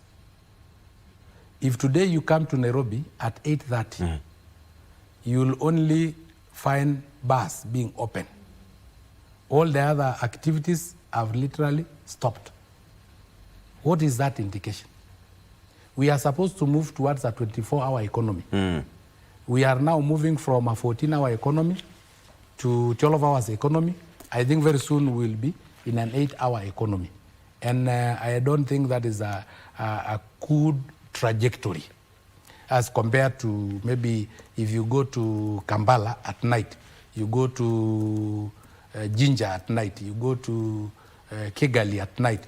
You go to even Arusha, Dodoma, Dar es Salaam at night, there is a lot of activities there. They are going towards the 24-hour economy, while ours is shutting down after 8 p.m. Okay. Okay. So how do you describe the mood of the country as we head towards the election 2027 currently? Kuna kaji? I wish I had that machine or barometer to be able to measure the mood, but unfortunately, they are there. And you can even tell me, because you are a journalist and you were there when there was the Gen Z appraising, you know, it almost destabilized the whole country. So maybe from those indicators, we can read the mood of the Kenyan people. And what do Kenyans want currently? Development. Development? Yes. Infrastructure. They need a working education system. They need a working health care system. So they need both the software and the hardware that is devoid of corruption. The problem is that corruption have not only become a cancer, but it have become part of our bones, part of our veins, part of our heart, part of our kidney. You no longer know where to fight. You know, when your heart is ailing, you don't know what to do. But when there is an attack of an external animal, and then you can spare the animal. But now you cannot spare your own body, which is ailing. Our people are ailing from cancer, in the inside of cancer of corruption, in their bones, in their heart, in their brains. So we don't know where to do the radiotherapy. All right. And finally, what would you tell your friends in the opposition? What would you tell them? How to make things different? You are very sure they are my friends. At the moment, we are in opposing sides. But I'm feeling lonely, you know. Feeling very lonely. Why are you lonely? Babu Wino is a good friend. Ndindi Nyoro, you know, Muhammad Ali, Edwin Sifuna have been a very good critics of mine, because I was also fighting Raila Odinga, and he was defending Raila Odinga. In one or more instances, we have had some collusion with him. Yes. But in Winnie Odinga is also, I think, not very in the broad base. So I'm feeling lonely because it seems wametoka. So I want to use this KBC Channel 1 to plead with them to come back. I don't know if I will succeed in pulling them back. Now that they are majority on the other side, you know, when I hold the rope from this side and they hold the rope on the other side, I'm not sure who will pull the other, but I'm working very hard with my broken legs to try and pull them back towards broad-based. Okay, you know, you've been around. Yes. So who is this one or two political leaders who've surprised you over the years, or who has surprised you? William Ruto, from a chicken seller to the head of state and commander-in-chief of all armed forces. Sifuna, from just being a secretary general of ODM and a senator who failed so many times and trying to clinch the senatorial position of Nairobi. And all of a sudden, Kenyans are saying, Mimi ndio Sifuna. And again, instead of him giving handouts, he's the one being given. And you know, that is the direction we want to take as Kenyan politics. You know, when Kenya become a country where the citizen fundraises for the presidential aspirant, the citizen must get return on their investment. Yes. And what is the return that citizen can get? Good hospital, good roads, good SGR, and so on. But in Kenyan politics now, it is cartels who actually sponsor a presidential candidate. And then after that presidential candidate clings the presidency, the cartels are over his neck, asking him return on their investment. Yes. What do they want is tenders that are not properly procured and substandard roads that they deliver, but you cannot question them because they supported you. Yeah. But when Kenyans are the ones supporting the presidential candidate and other candidates, then return in the investment is actually development. Yeah. And that is what the Constitution actually had in mind when it had campaign, political parties campaign fund. Yes. You know, we had the political party funds that it is actually Kenyan taxes that should fund presidential campaigns and other campaigns, so that they also demand return on investment. Yes. And citizen can only demand the return investment in form of good roads, good infrastructure, hospitals, and so on. You said, finally, just a quick update. You said that the East Africa, the EALA, you're sitting in Nairobi. Yes. Just a quick update. It is open for public? Yes, it is open for public, and we had asked our stakeholders to participate with us. I've told you when we had the medical product bill or 2024 of East Africa last week. Yes. We had all manufacturers, all manufacturers of medical products. We had all the players in the medical field, including the Ministry of Health, Ministry of East Africa. We had pharmacists and poison board. We have the Kenya Medical and Dentist Board. We had even the Kenya Veterinary Board, because at the end of the day, a medicine is a medicine. Okay. And we are not aware that unlike the human medicine, which we only take under prescription, in only selected times that you are sick. Like if I ask you what was the last time you took penicillin, it may be 2 years or 3 years down the lane. But for the animal medicine, we take them unknowingly every day. So it's still happening right now? The medical and products bill have ended public participation. But the seed variety bill is starting today. Yes. Venue? Venue is our East African ministry headquarter boardrooms. So it's open for public? It is open for public. Thank you. Yes. Mheshimiwa Sankok, asante sana for coming to the show. And we've talked about so many things, as well as when it comes to East Africa Legislative Assembly and what you're doing. Asante sana for being part of the show. Thank you so much. And citizens should be aware of the animal medicine. When you eat that chicken, when you eat that beef, you don't know what it was injected. So mostly that veterinary medicine will find its way into your system. Thank you. Unlike the others that you have to wait for a doctor to prescribe. And by the way, he's a doctor? Yes. Yes, he's a doctor, by the way. He's a doctor. Something you didn't know. Thank you so much. David Sankok, Member of Parliament, East Africa Legislative Assembly. Okay, let's take a break. Good Morning Kenya continues after this. Stay with us.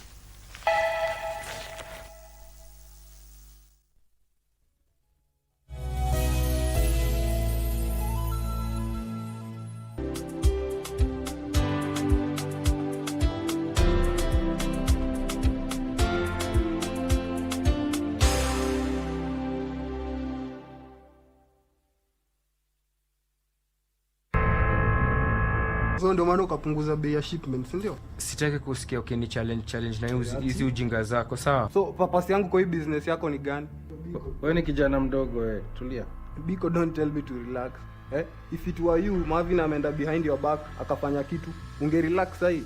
I never thought that team was that bold. I never did too. Na mbona Marvin aliamua tu kurudi Nairobi? Because you are not able to follow terms. What if I tell you unaweza kurudishia hiyo mzigo? Kayo kazi unaiweza.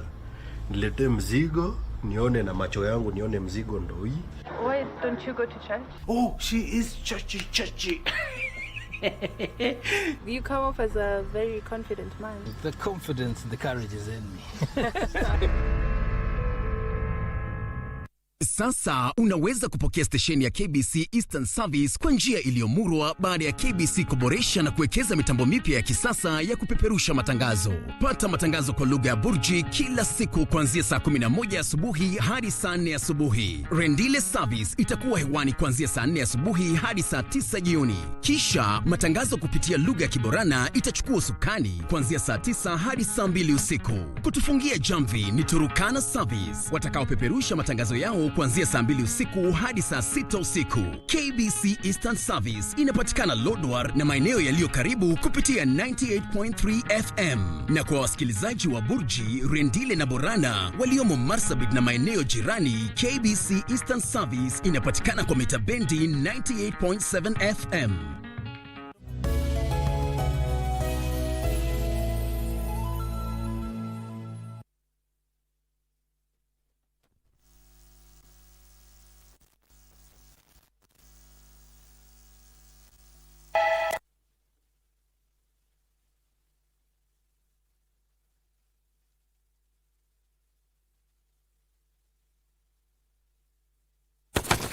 And welcome back to Good Morning Kenya. My name is Mike Migu. From politics now, we talk matters of agriculture, given that it's an economy that remains crucial to the country, and leaving its challenges unresolved is something we cannot afford. Now, according to the economic survey report of 2026, it indicates that agriculture, fisheries and forestry grew with about 2.8% in 2025. However, now when the rubber meets the road, production requires capital. Farmers need money for inputs, value addition, transport, and everything that pertains to agriculture, which is why we are talking about financing agriculture and why access to agriculture credit matters. And the question here is not even the existence of credits. It's about affordability, accessibility, and matters of appropriate structures available to the people responsible, as well as enterprises that need them most. And for that conversation, I'm joined by Christopher Kiburu, who is the Chief Credit Officer at Agricultural Finance Corporation. Welcome to Good Morning Kenya. Thank you. How are you doing this morning? Fine, thank you. Yes. Yes. Let's get into this conversation, and because, when we talk about agriculture, it contributes a lot to the growth of the economy. And when you look at the Kenya's agricultural finance landscape, where is the problem? Where is the problem fundamentally? Because is it a shortage of money or just a shortage of appropriate structures and risk-adjusted finance? Okay, thank you very much, Mike. Karibu I think that is a very good question to ask. Because when you look at agriculture sector, it is a sector that is quite important to this country.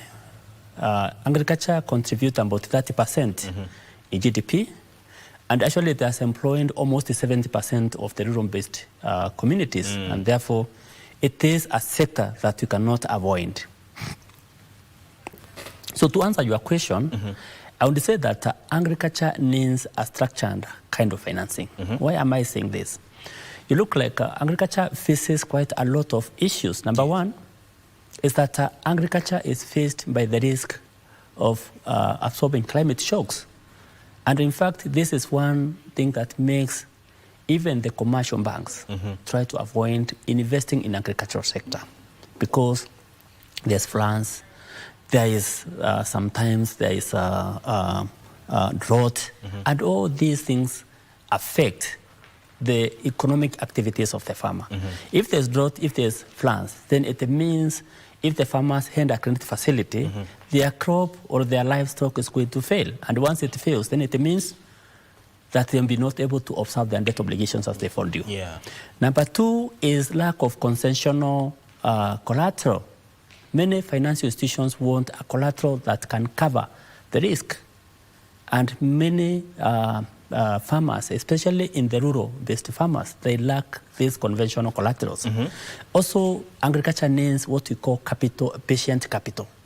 If you don't realign the credit facilities, the repayment with the harvest cycles, then these farmers definitely will not be able to observe their debt obligation. And therefore, they need an atmosphere where, when they harvest, then they can always be able to pay their loans. So bullet payment lacks, especially in the commercial banking sector.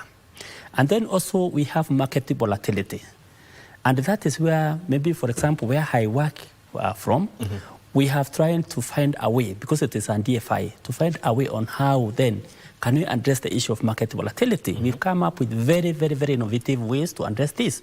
One of them is what we call anchor client model, and this is where the DFI now, the FC, finances the large-scale farmers who then can aggregate and also can buy from the smallholder farmers, the underserved segment, their product, and therefore they create market in that scenario. We also have wholesale lending model, and this is where now we use intermediaries like SACCOs, microfinance institutions, to give credit facilities to the underserved sector. And when I talk of underserved, I mean the smallholder farmers, I mean the PWDs, that is persons living with disabilities. I mean also the rural-based micro enterprises, women and youth of this country.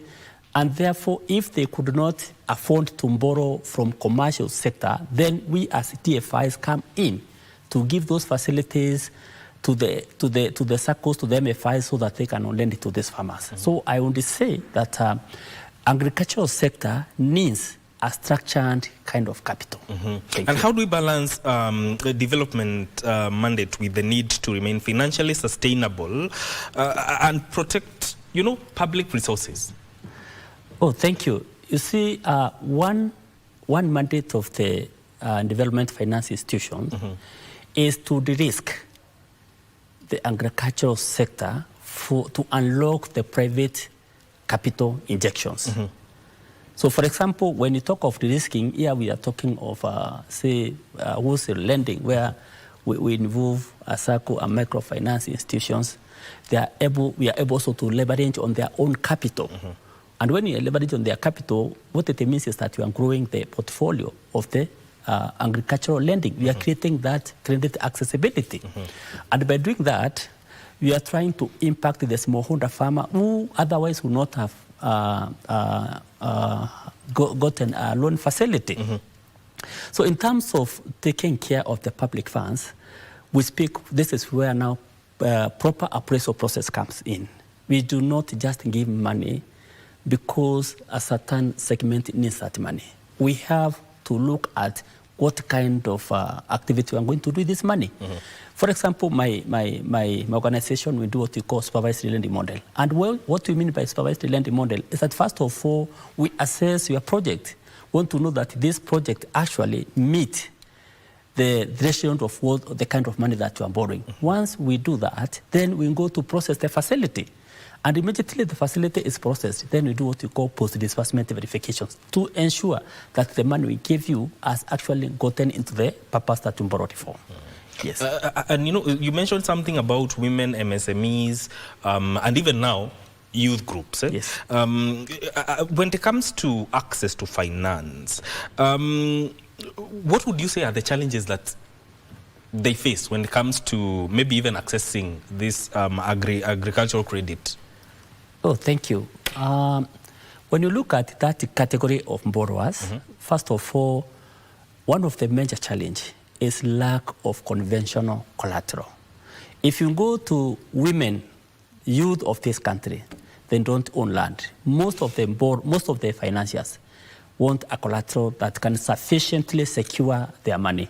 And therefore, if you do not have, for example, any conventional form of collateral like land, then you are excluded. You can't qualify for loan facilities.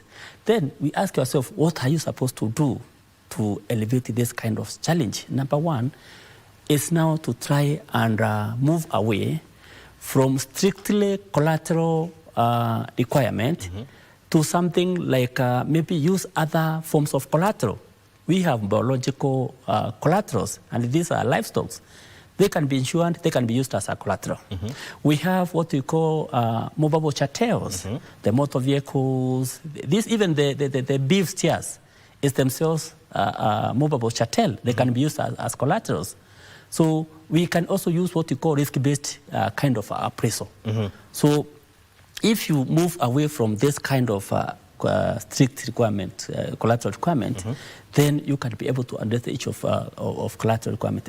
Another thing that really affects this category is the transaction, the cash flow generated from what they do. You find that the cash flow generated, the transaction generated are quite low, and therefore they can't fetch a facility that actually they need maybe to invest or implement their own various projects. Another thing is collateral. I mean market volatility. Yeah. If you go to many smallholder farmers, if you go to many youth, women, PWDs, and even rural-based micro-enterprise, yes, they may produce their production, but when they don't have a structured, reliable market, then again, they are not able to service their facilities as required. They are not to optimally produce. They are not able to give their project a viable kind of production process. And therefore, these challenges, even another thing is lack of financial and management capacity. Many of these smallholder farmers, they lack knowledge. They lack that financial literacy to know that the money I'm borrowing, I'm not supposed to move it from my own private funds to repay. I mean, the project that we're implementing is supposed to sufficiently service the loan that we're borrowing. So there's that lack of training and capacity building. Yes. Lack of training and capacity building. Yes. What about even the knowledge of accessing agricultural credit? Is there information out there, really enough information regarding that? Yes, definitely. You see, when you come to borrowing from our financial institutions, there's that kind of requirement that is required. For example, there is a viability of the project that is even coming up with a proposal itself. There is that list of requirements that they should understand what it entails. And even there's a process of what we call perfection of security.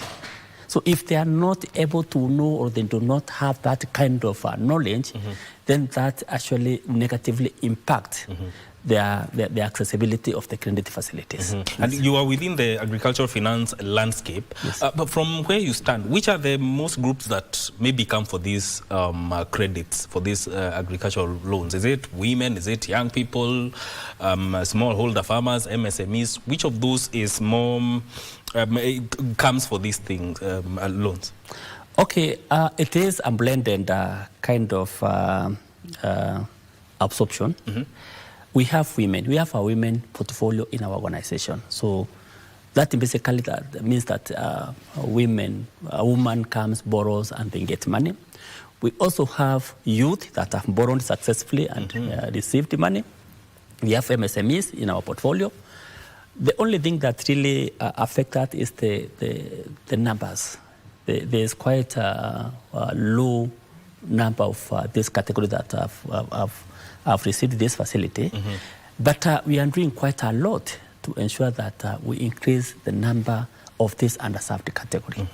For example, we have a wholesale lending arrangement. We have partnered with eFund and the Government of Kenya under a project called Rural Kenya Financial Inclusion Facility, which is RK FinFA. And when you look at the setup or the kind of that project, the way it is set up, is that it has target. Like in the portfolio, you have 30% of financing should be men. 50%, 50% should be women, 30% should be youth, 5% should be persons living with disabilities, and the rest is supposed to be injected to rural-based micro enterprises. So we are trying to come up with ways on how then do we impact these underserved categories. We even have projects like the Enable Youth project that is specifically targeted youth graduates. This project was brought to create decent employment for youth graduates in this country. And as AFC, we were able to serve about 300 million, and we really impacted on quite a number of youth of this country. The project was designed in such a way that the youth are taken into YABICs, that is youth incubation centers across the country. They are trained on various value chains. Those value chains are validated, and once validated, then they come for that facilities. And it had very concessional interest rate. One product had 0 interest rate, and the other one had 5% interest rate, which is quite concessional rate. Yes. Let's look at some data here. And, when you compare demand and the money disbursed for these agricultural loans, there's a difference. For instance, the loan demand identified for 2019 to 2020, 2023, 24 was approximately 62 billion, but the disbursement over the same period was around 19.3 billion. Where's the disparity? Okay. If you look at the agricultural sector, it is considered quite risky. So many financial institutions have tried to avoid this kind of financing. And by that, we don't blame them. If you look at commercial banks, for example, they have what we call shareholders' expectations. And therefore, that money, the money that they use, is a deposit from their customers. So it has to be really taken care of. And also, they have what we call regulator expectations. That's why you see, if there's a default, then there are provisions. Those provisions eat into the profitability of financial institutions. So they try to be as strict as possible in terms of risk observation. And therefore, we don't blame them. So when it comes to DFIs, they are supposed to take care of that risk investment. And therefore, always demands as exceeded supply. For example, in our institution, we had a demand of 15 billion. And what you could observe was about 4 billion, meaning there was a difference of about 11 billion. When you talk of that 11 billion, it means the institution was not able to revolve the funding gap, the resource that it had was only limited to 4 billion. So that in itself is a factor. Then number two, when you talk of the demand that is there, it does not mean bankable or undisbursable demand. Some of the demand that you have, yes, it is there, but remember, most of the borrowers lack critical aspect. In this case, maybe cash flows are low, the collateral they have is not sufficient, they are not able to have that management capacity. For example, many may lack on-the-10 books of account, they may lack sufficient statement, they may not have that knowledge on how to run their project, and therefore all that limit the what do you call it? Limit the accessibility of that particular facility.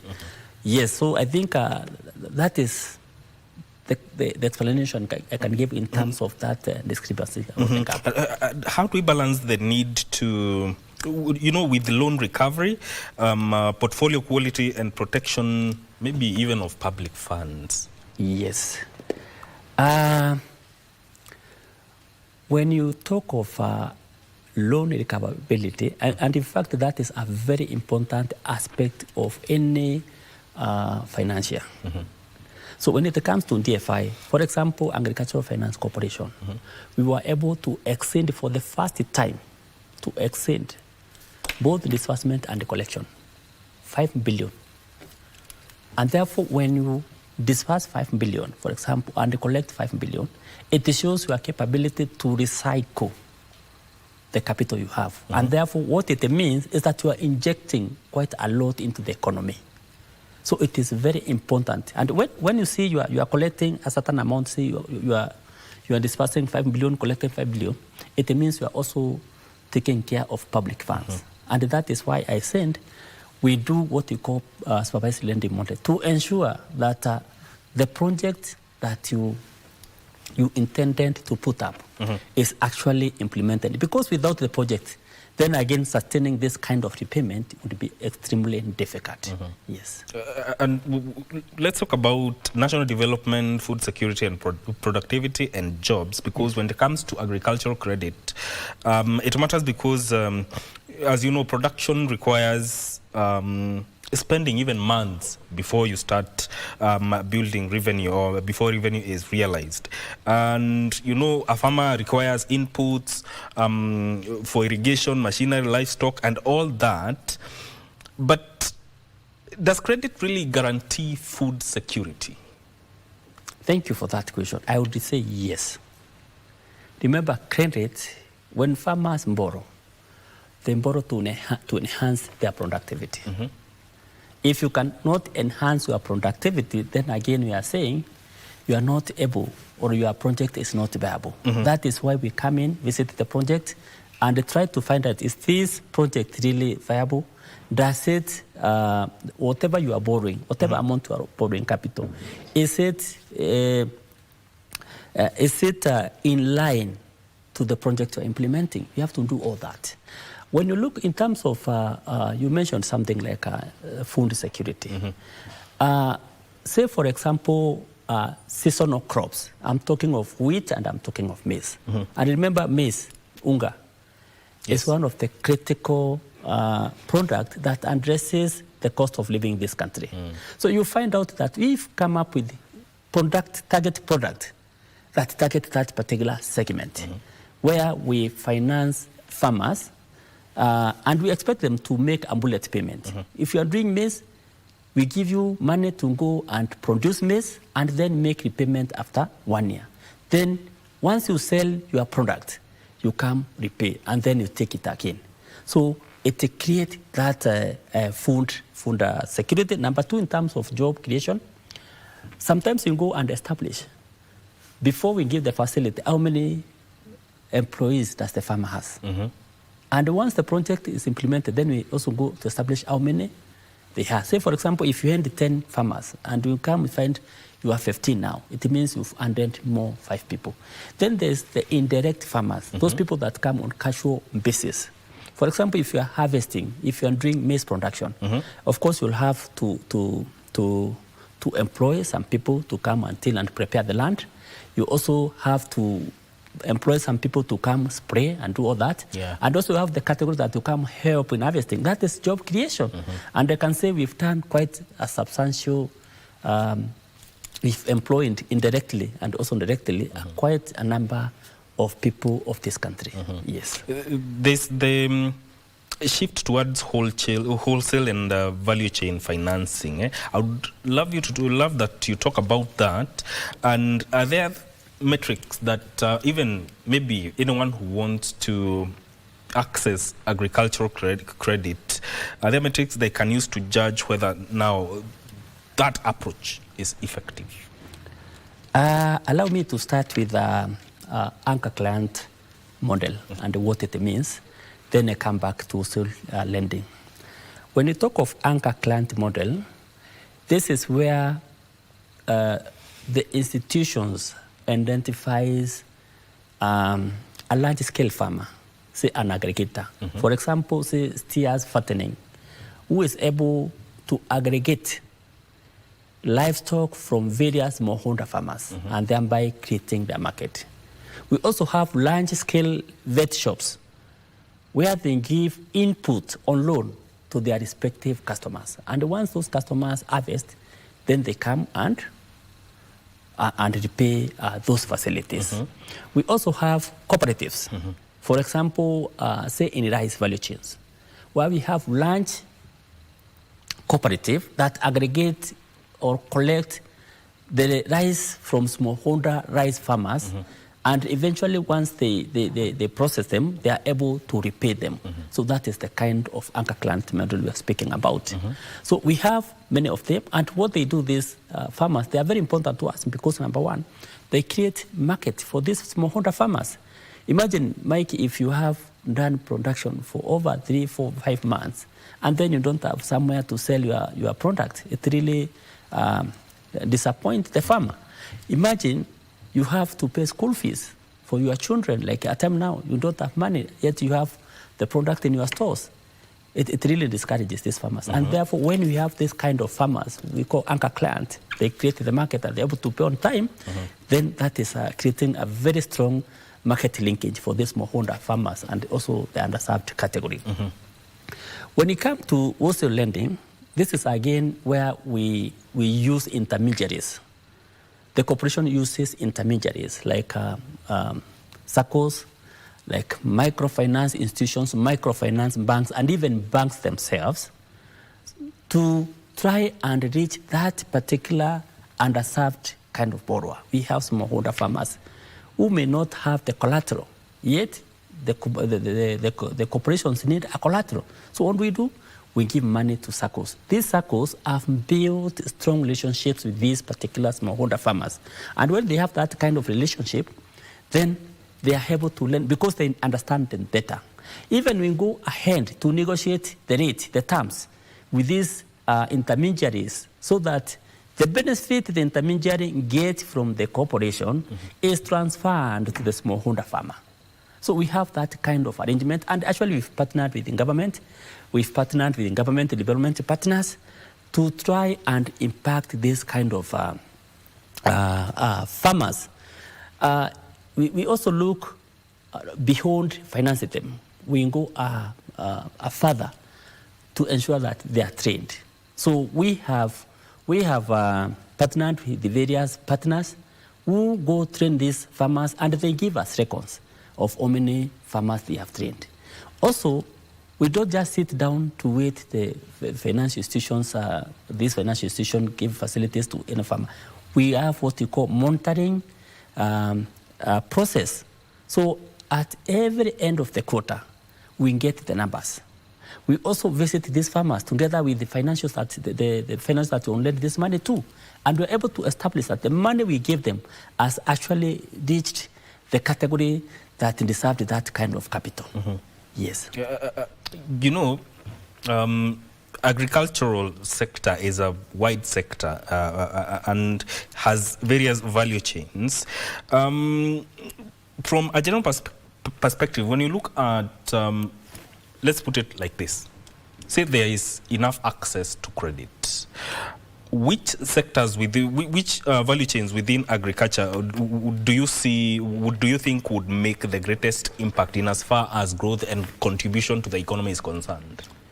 Thank you for that question. If I look at the product that we have, I only say 24 in this order. One is livestock value chain, where we have various categories. Under value chains, we have dairy. Under value chain, we have poultry. Under value chain, we have pigs, piggery. Under value chain, we have short. We also put fisheries under these categories. Then we move to machinery and mechanization. And this is where we have those important machines that enhance the productivity of various agricultural enterprises. So we have, for example, milking machines. We have, for example, tractors. We have trucks. We have those kind of pickups and all that kind of machineries. They enhance mechanization, and therefore the production of various borrowers is enhanced. Then we also have agro-processing, and this is where we have the vet shops, where farmers go to buy input and all that. Then we have horticultural value chain. And the horticultural value chain, this is where we have the production of, say, for example, spinach, the cabbages, those short-term crops that fall that mature within 3 months. Then we also have a sector we call floriculture, and this is flowers. And in fact, that sector, especially in our institution, is doing quite well, because it is generating a lot of foreign exchange for this country. We have farmers that are really exporting flowers. To the country. They are doing a very, very good job. Especially to Europe, eh? Yes, to Europe. We have many. We have many. And actually, let me tell you that we have financed one farmer that has really made us very happy. He has employed over 5,000 people. You can imagine. And horticulture. And they are doing quite a good job. We give them money, and they pay on time. Then we have another category. This is the permanent crop. Here we speak of avocado, we speak of coffee, we speak of tea, which is actually also doing quite well. And we are happy with that sector. So in that kind of arrangement I've said, that is what I would have said, that needs a priority. And you know, you mentioned livestock, and you know, livestock, we have pastoralist areas, and even some places in the ASOL areas. When it comes to access to this to agricultural credit, because that is part of agriculture. How are they faring when it comes to these things? Thank you, Mike, for that question, because actually what we call them northern frontier counties. These are the counties within arid and semi-arid areas as those counties. And one thing is that these counties are freely suffered when it comes to the time of drought, because their livestock, some of them, they get wiped up by the drought. By the drought, yes. So it is a sector that we are very keen on.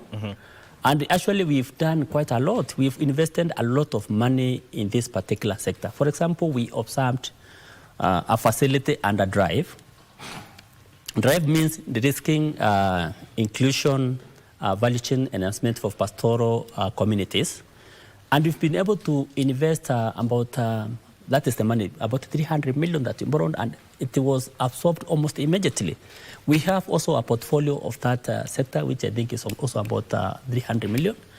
And the kind of challenges you've seen these people go is lack of market. And that is why I was speaking of anchor client model. So we have tried to address that issue by, number one, creating market linkages for them. That is engaging the large-scale farmers who are able to get the livestock now from the smallholders within the arid and semi-arid counties.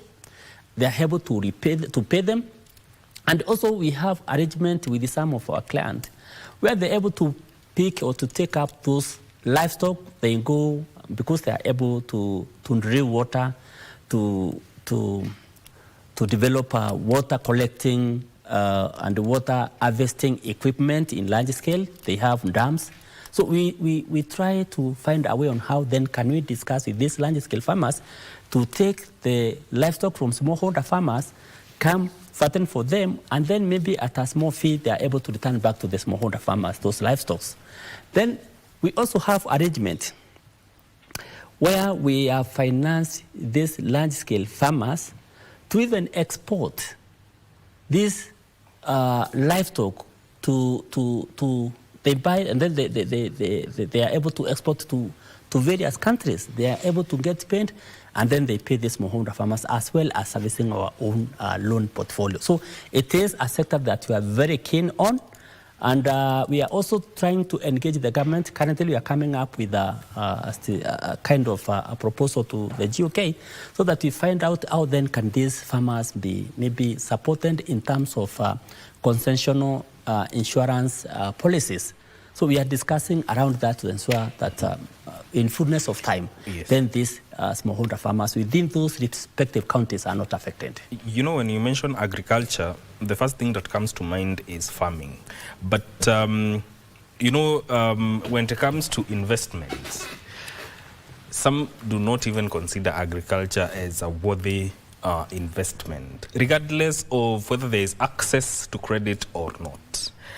I'll take this as your closing remark. Is agriculture a worthy investment? And what do farmers need to do differently to access agricultural credit?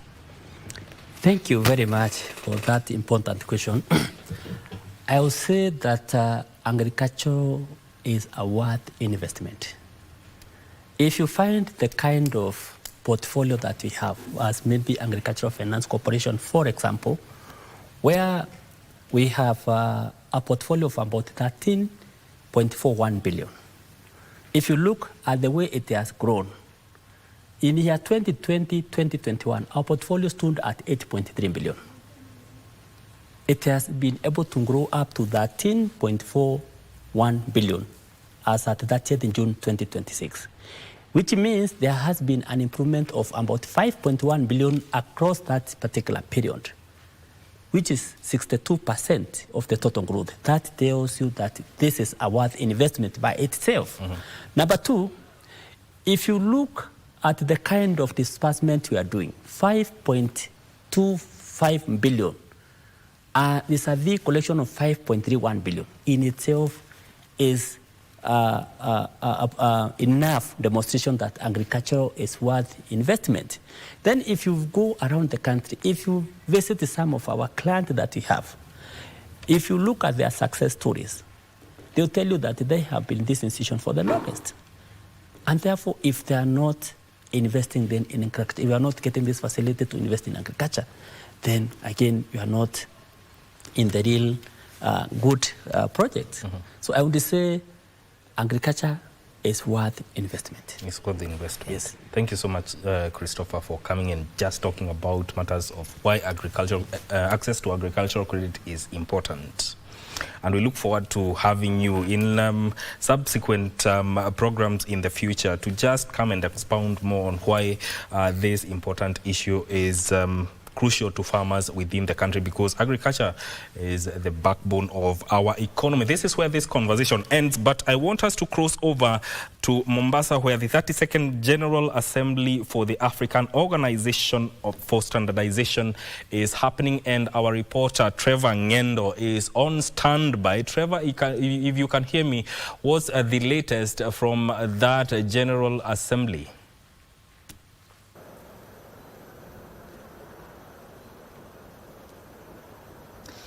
And just like you rightly put it, Mike, good morning to you. We're live from Mombasa. We are attending the ASO General Meeting. It's a rainy, chilly day here in Mombasa for the first time in a while. But just to take you straight to the conversation ongoing here about the one certification for all businesses across Africa. Certify it once, test it once, and sell it everywhere across Africa. To help us understand this more, I'm joined now by the KEBS Managing Director, Esther Ngari, to shed more light on this. Esther, yesterday we had a lot of conversations in regards to one certificate and what's the concept behind the one certification? Thank you very much, Trevor. What this means is that as Africa, we are agreeing on the harmonization of standards such that we do one standard and we make the one standard work for Africans. We realize that the intra-African trade is currently only at 16%. And at 16% compared to other regional economic communities, which are above 50%, we are way below, and we can make this happen. And the only way this can happen is by having harmonized standards, and then when products are tested in one country, they don't have to be tested again as they cross the borders. So that is the main concept. We would want our traders to be able to trade efficiently. We want to provide that passport for products closing from one border to the other, and it makes it much cheaper for every trader. Talking to a Kenyan manufacturer or entrepreneur here in Kenya trying to export goods outside the country, what would it mean, especially for them that have been going through a very tedious process, for example, trying to export something from Kenya to Ghana?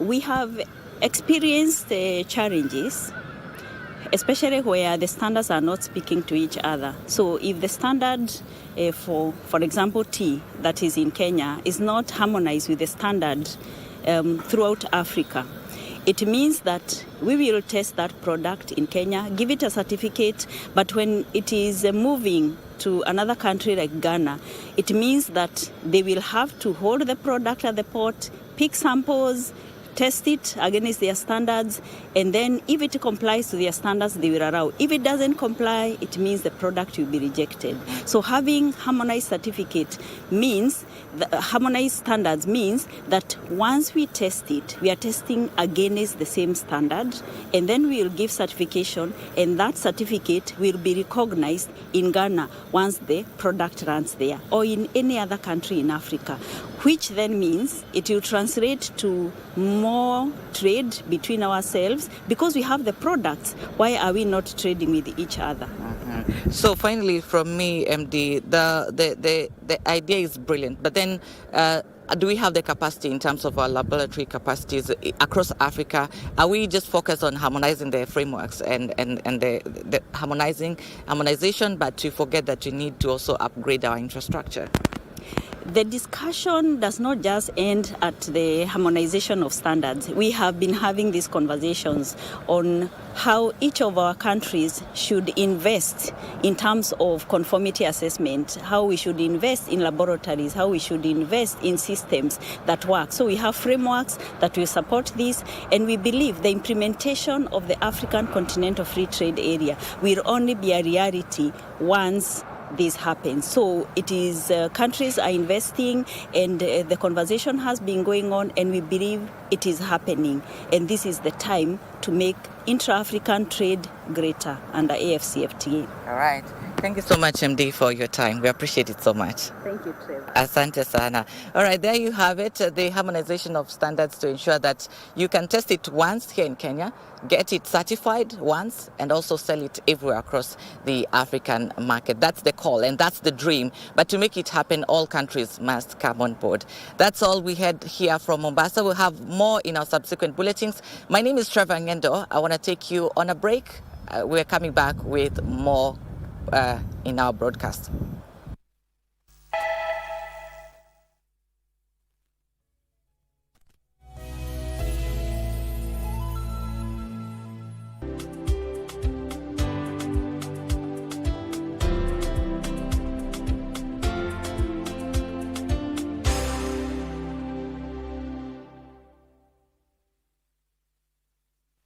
The wait is over. KBC Iko Huduma Center. Starting with Nairobi, kupata huduma za KBC imekuwa rahisi. From digital guidance and signet services to booking of commercial adverts and documentaries. Visit our dedicated desks at Huduma Center GPO, Times Square, Makadara, Kibera, or Eastleigh. Tunakungoja hapo. Whether it's a casual announcement or a specialized media solution for your business, we are here to serve you. KBC at Huduma Centers, moving closer to you. Your station, your service. Gina! Haki ya watoto wa siku hizi wakiwa wanasumbua. Usikose kuona Gundu KBC Channel 1 every Tuesday, Wednesday and Thursday. Ujionee hivi vituko vya watoto wa siku hizi wanaosumbua wazazi na mengine mengi. Keep it Gundu. Gina! Wananiita Gundu, wakita wengine wata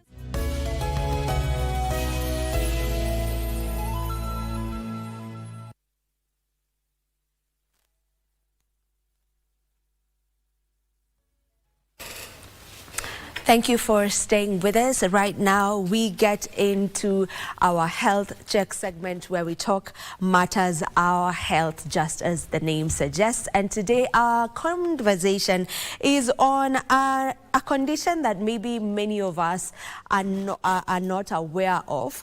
And the name is retinitis pigmentosa, and that is the gradual loss of sight. That is what we will be looking at today as we create awareness on this condition. We get to understand what it is all about, get to understand the symptoms, get to understand the causes to it, as well as the care, and if there's treatment, what are the treatment options available. Allow me to introduce my panelists for the same. I want to begin with the lady on my left. That is Mombi Musau. Mombi Musau is a comm strategist at the Flight of Courage. Welcome to the program. It's a pleasure to have you here.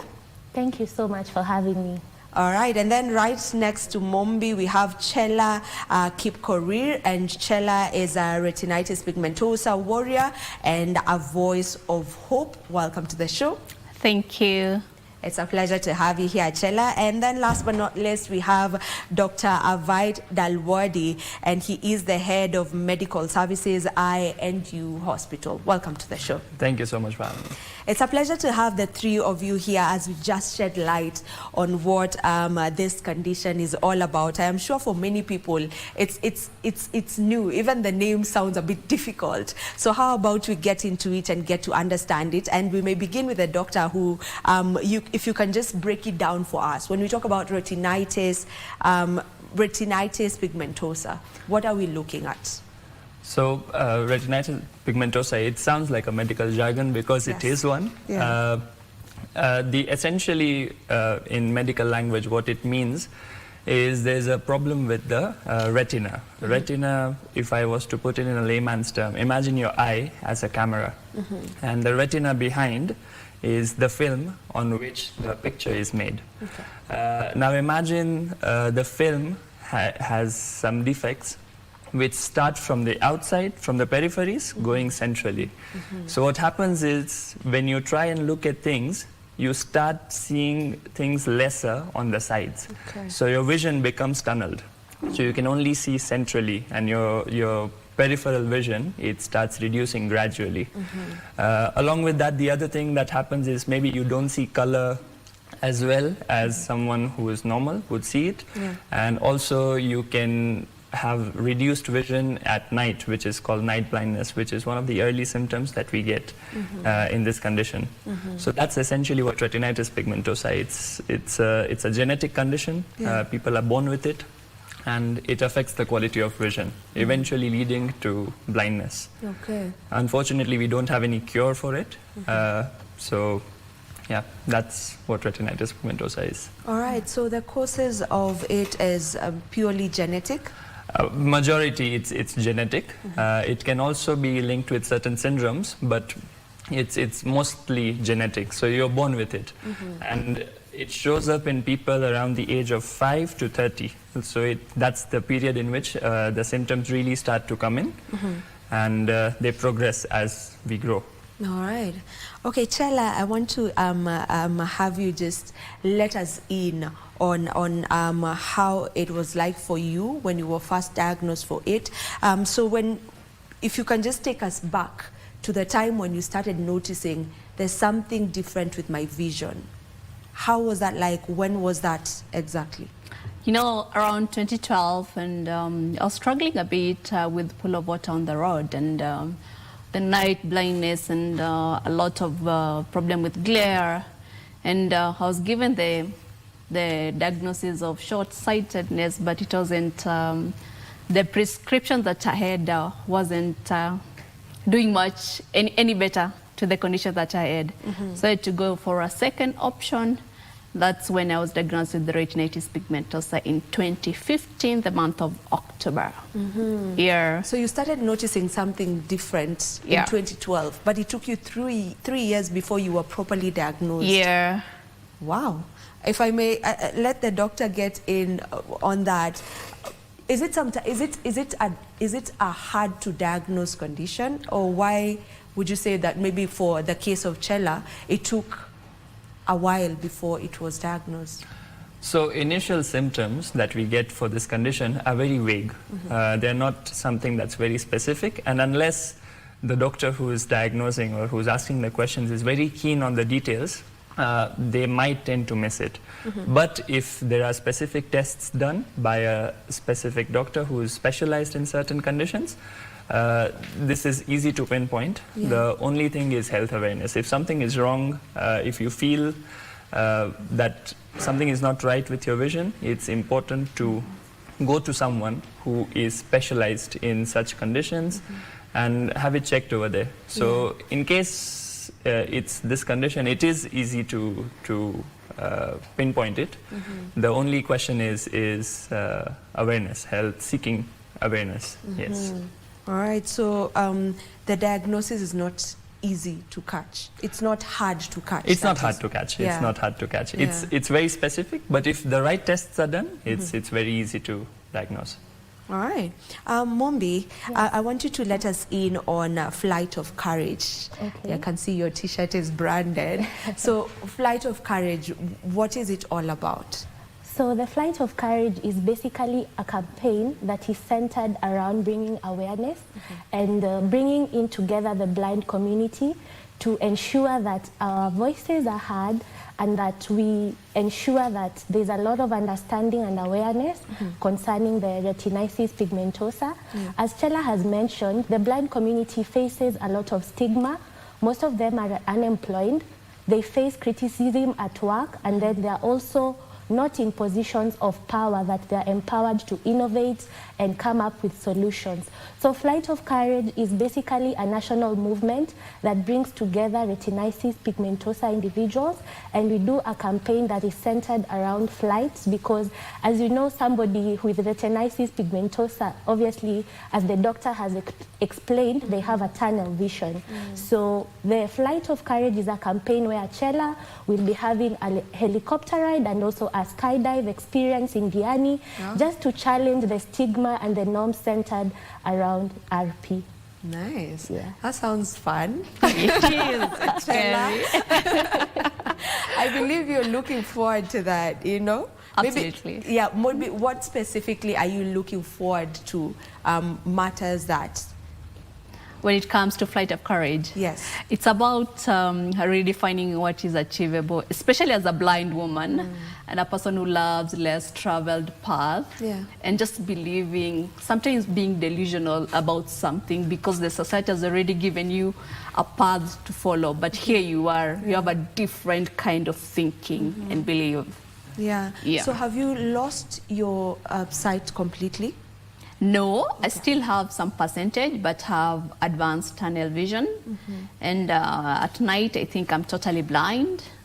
And yeah, I still have a bit. Just a bit of it. Just a bit. Yeah. So, Doc, I know you've mentioned the symptoms, the night blindness and also the loss of your peripheral vision. Are there any other symptoms that maybe one should be looking out for, maybe as early signs? So the other symptoms is overall quality of the picture that you're seeing, your vision. If you have a normal vision, you'll know when your vision is altered. Okay. So if you feel that vision is being blurry or the quality is not as good as it was, and it's not being corrected even after using glasses or even after taking any medication, that's one of the signs. One of the other signs, as Shella mentioned, excessive glare. Like people get a lot of problem with glare and yeah, sensitivity to light. Those are some of the early symptoms as well, along with the tunnel vision. Yeah. So who are you advising? Is there a specific person you're advising to go for an eye checkup, or is this for everyone? Or should I maybe have noticed something different for me to go for an eye checkup? So eye checkups are generally for everyone. Everyone should get their eyes checked because even though sometimes your vision might be fine, there might be certain things that are going on behind the picture in the background that you might not be aware of. And people tend to ignore even the simple things at times. They tend to be ignorant about it or feel like they might go away or don't pay enough attention to it. So my advice is, even if you see something that's even a little bit wrong or slightly wrong as well, it's best to get your eyes checked. Yes. Yeah. Chela, you know, after your diagnosis, would you say your life changed in any way? If you can let us in on just how life has been after the diagnosis. Has anything changed for you? Definitely it has changed, but I love my new life because I think I've become more bold, and at the same time it brought my family together, and I've seen the immense love they've given me and the close friends, and to us as a community we feel like we are all blind and we are trying to venture into a life that we don't really know, but it's such a beautiful journey to go. Yeah. Yeah, so you're much bolder now. Yeah. I love that. I love that. So for a Flight of Courage, why does this matter? It matters because people need a sense of belonging. People need to feel as part of a community. And in as much as Chela is the one directly impacted by RP, I am her close friend. And I want to be part of her journey and just let her know that she's not limited or incapacitated in any way. So I'm basically rallying and lobbying to help her achieve the Flight of Courage, which is a campaign, again, that I've mentioned that's centered around empowering them. Most of these individuals are secluded. They face depression, anxiety. So the fact that we are able to rally a campaign that really champions for their rights and shows them that nothing is impossible is really amazing. There's also an author that's called Dave Steele, who's an RP an RP activist. He's internationally acclaimed. He mentions that when he initially got diagnosed, he had to write a song so that even for his family members, they can get to understand what it feels. So even we are urging also members of our community, if you know someone who's struggling with RP or people in the blind community, tell them that nothing is impossible. Rally them, empower them, and whatever they can do, you have just to lobby behind them and show them it's possible. Yeah. That is wonderful. For you, Doc, it's as you've explained it, it's a gradual loss of sight. So does it get to a point where one loses the sight completely, or it doesn't need to get there? So more likely than not, it does get to a stage where you lose your sight completely. But as I said, it's a gradual process. Yeah. So initially you'll start losing your vision bit by bit, and it leads to a point where your vision is almost nil. So it will lead to certain blindness. Yeah. Yes. You know, Chela, for someone who's already, you know, experiencing this, does such statements make you maybe feel some type of way, knowing that eventually you may lose your sight completely? Is that something that is maybe in your mind, maybe bugging you in a way? Is to be petrified a bit, but I think once you accept the fate, I think you're good to go, and having a good support system just makes things easy for me. Yeah. So for you, you would say that the kind of support you get makes you keep going? Absolutely. Have a very good support system. Yeah. Yeah. So that is really important. Maybe for anyone really dealing with any kind of disability, that support where you know that I might be going through this, I might be having this condition or this challenge, but at the end of the day, I have people who back me, I have people who support me. Mombi. Yeah, I would really say, even just to add water to your statement, I feel that the society is the one that limits them. Once somebody is diagnosed, the society in a way kind of puts them in a box that this is the limit to how you can innovate and explore.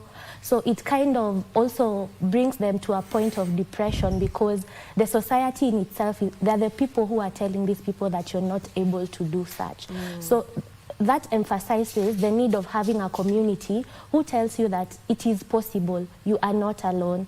And also the aspect of community, finding people who are facing the same condition as you, so that you can communicate together, have events together, and it kind of brings a sense of community. And eventually, we are looking at a point whereby accessibility to people with RP will be something that can take a nationwide attention, because if you look even at the statistics in Africa alone, it says persons with disability are about 118 million, which says this is a community and they need to be empowered and motivated. Not only in the West, but also in Africa. Yes. And do you feel like this is something that is actually being implemented? It is being implemented, but the scale to which it is done, it's worrying sometimes. That's why we have to lobby together as activists, and also the blind community, and also the disability community at large, so that, you see, when you bring your ability, I bring my ability, then we are able to sound for change that can lead a nationwide movement. Because up to now, we are still talking about accessibility for them in terms of public transport. These are things, and the policies are already there, but we need a wider lobbying and rallying so that government can really put this into law that is implementable. Yeah. All right, and to our viewers back at home, remember, you are free to just get to ask many questions you may be having concerning this condition, which is the gradual loss of sight. If you have any questions around it, we have a doctor on set who can answer your questions. If you are someone who's looking to hear the experience of Chela and have a specific question you have for her, she's here, she will answer it for you. The number to use is 0707 303 212. 0707 303 212. You can send us a WhatsApp message and I'll be sure to read your question. To you, Chela, maybe what would you point out at some of the challenges that people may not understand, that people who have visual impairment may be going through? You know, for me, I think what really confuses people is my bubbliness. And whenever someone sees me and the way I talk so eloquently, and the way I put out my projects, the Blind Talk project, Vision Beyond Sight, and the way I'm unpacking Flight of Courage, people tend to feel like maybe somebody else is doing, because they feel like as a blind person you're inadequate. And also the part of being a blind woman, being out there very jovial, going to the events, they feel like you're not supposed to be here, you're supposed to be at home because you're at risk, you're very fragile, yet you're not. Yeah. To Doc, maybe someone may be asking the question, is this condition preventable? And I know at first you began by saying it is more of a genetic condition, but is there a way that it can be prevented? So unfortunately, there's not a way that this condition is preventable. But as I said, it's between the ages from 5 years old onwards, is when these symptoms start to set in. So the best thing that someone can do is get this condition diagnosed early on. So whatever the prognosis is, or whatever the condition, however the progression is, the person gets to know in advance. So they can prepare for whatever is to come well in advance. So it's not a condition that should be revealed too late in your life. So when you already have plans about your life, you see life a certain way, and then suddenly you have this condition that just puts a stop on everything. So this disclosure of this condition should not be abrupt. So it's the responsibility of everyone to get their eye checkups regularly, and if there is something, they get it diagnosed early on. Yeah, so it's really important maybe to have an early diagnosis compared to a late one. Definitely. It makes a difference in a does. way. It makes a big difference. Okay. Yes. I understand that with Flight of Courage, you are planning on creating awareness through a documentary. Yes. Are you filming something? Tell me about that. Yeah, so as I had earlier mentioned, we have 2 activities that are going to be happening. We have a helicopter ride that is going to be in Nairobi, and also a skydive in Diani. All this is centered around creating awareness that whatever someone who is normal can do, then a person with RP can be able to do as well. It's a story whereby we are going to document Chella as she goes through the helicopter and the experience, and then also the skydive experience in Mombasa, just showing that it's possible, and also creating awareness on RP.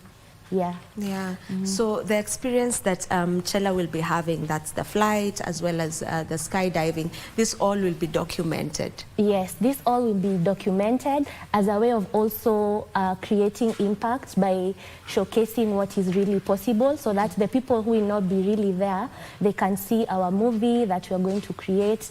That whole experience, we are just championing for the blind community and ensure that they have something to reference to in terms of showing them that it's possible. Because ideally, when you look at it, a blind person has no business skydiving, but then we have Chella, who is an RP warrior, showing that it is possible.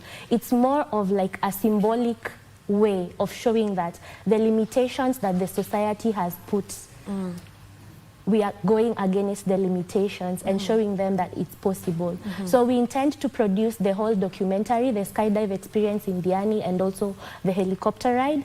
And from that, we create a movie that will be showcased to other people with disabilities, just to rally and bring them together and show them that they are part of the community and their voices matter and their experiences matter, and they do have the ability to innovate and become champions in their community. And I would like to hear your thoughts on this, Chella. Sometimes the greatest challenge may not be one's inability. It might not be the inability to be able to see as everyone else maybe who has no visual problems. The problem sometimes may come in from the barriers, and these barriers are not you creating them, it's the barriers that are created by society. How true is that statement? It can be both true and false. Because for me, I highly believe it's from your own mindset. Okay. Once you set your mind you're going to do something, you need to ground yourself. You need to self-develop yourself.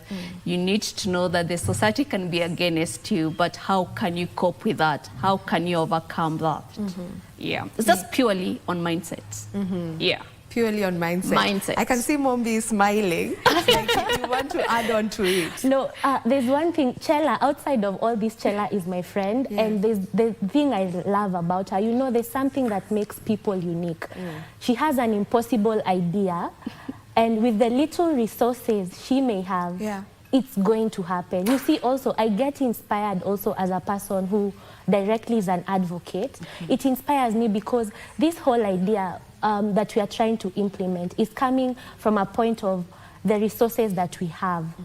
The little resources that we have, we are compiling it together. So it makes me admire Chella more as who she is, because every time she pushes the box of what is impossible, she pushes herself and she lobbies. You see the aspect of bringing in sponsors, the aspect of knocking on doors. I'm telling you, Chella knocks on these doors. So it's really amazing, and I'm so proud of her, actually. And where did that idea come from? Who came up with the idea? Was it you, Chella?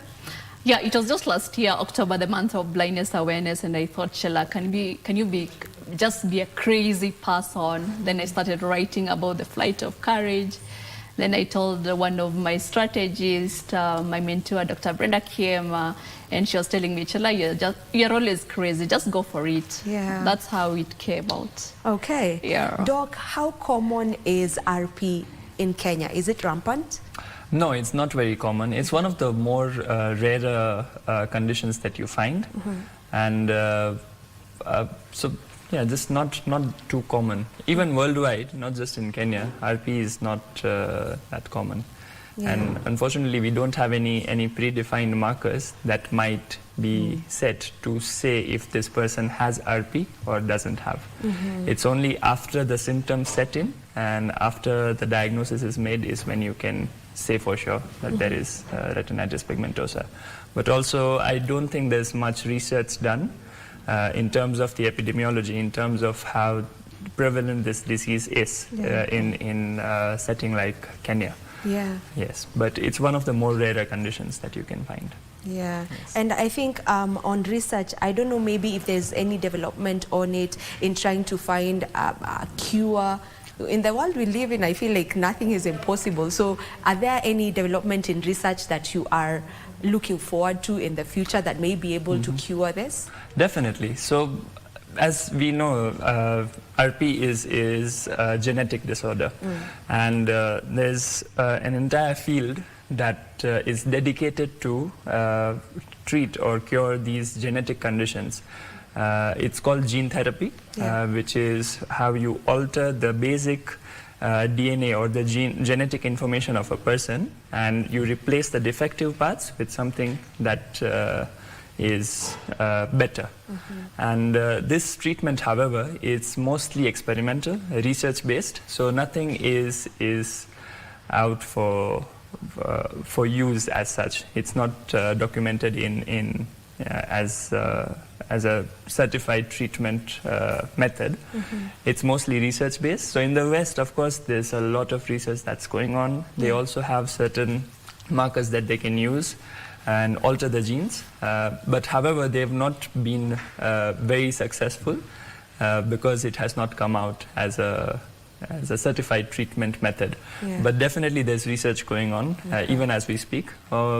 In the West, definitely the more developed countries who have all the infrastructure to conduct this research, they're continuously looking for ways to mend this. Yeah, so we don't have a cure just yet. Just yet. Underlining the just yet. It's going to come in the future. Hopefully. So being that there's no cure at the moment, how does one care for maybe as a doctor, how do you care for a patient with RP, and for the patient themselves, how do they manage it? So as you see, eye being one of the organs of the body, it is affected by everything that you do. as all your organs are. So leading a healthy lifestyle is one of the best things that someone can do in order to avoid any other ailments that might come alongside. So taking care of your health, having proper nutrition, staying healthy, working out, taking care of your body. Yeah, those are some of the things. And having a healthy lifestyle, avoid smoking, avoid alcohol. If you do know of any conditions that might be in your family, such as diabetes or hypertension, you are more likely to have those conditions. And these conditions are directly linked with the health of your eye. So if you have such conditions, it's better to get a checkup from a physician and get your regular health checkups and just take care of yourself. Yes. All right. Allow me to read some questions that are coming in. Remember, you can be able to just forward your question to us. The number is running on our screens as we go on. The number is 0707-303-212. You can be able to just send us a WhatsApp message, and I'm going to be asking the question that you get to ask to our doctor, or maybe to Chela or to Mombi. Allow me to read the ones that have come in. Someone is saying, hello, it's Lampard here. Is there research going on about the cure? I believe you have answered that already. Yes. Lampard rather. I'm sure that has been answered. And then another one says, good morning, my name is Charles Mwema. Ask Chela whether her condition limits her to some job opportunities out here. All right, another one here says, good conversation. Thank you for spreading awareness. Maybe what are some of the challenges encountered while spreading this awareness? So I will begin with Chela on whether this condition has limited you in any way in terms of job opportunities out here. I would want to refer to my life. When I was doing my first degree, I wanted to be a photojournalist. But due to my limited vision, I had to change my career.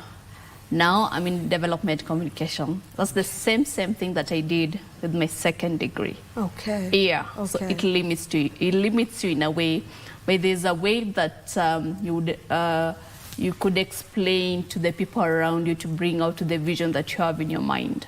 Yeah. All right. So it can limit you, yes, to some point. Yeah. But you devise ways.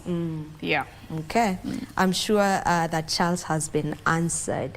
Now, there was the other question on the challenges that you get to encounter as you spread awareness on RP.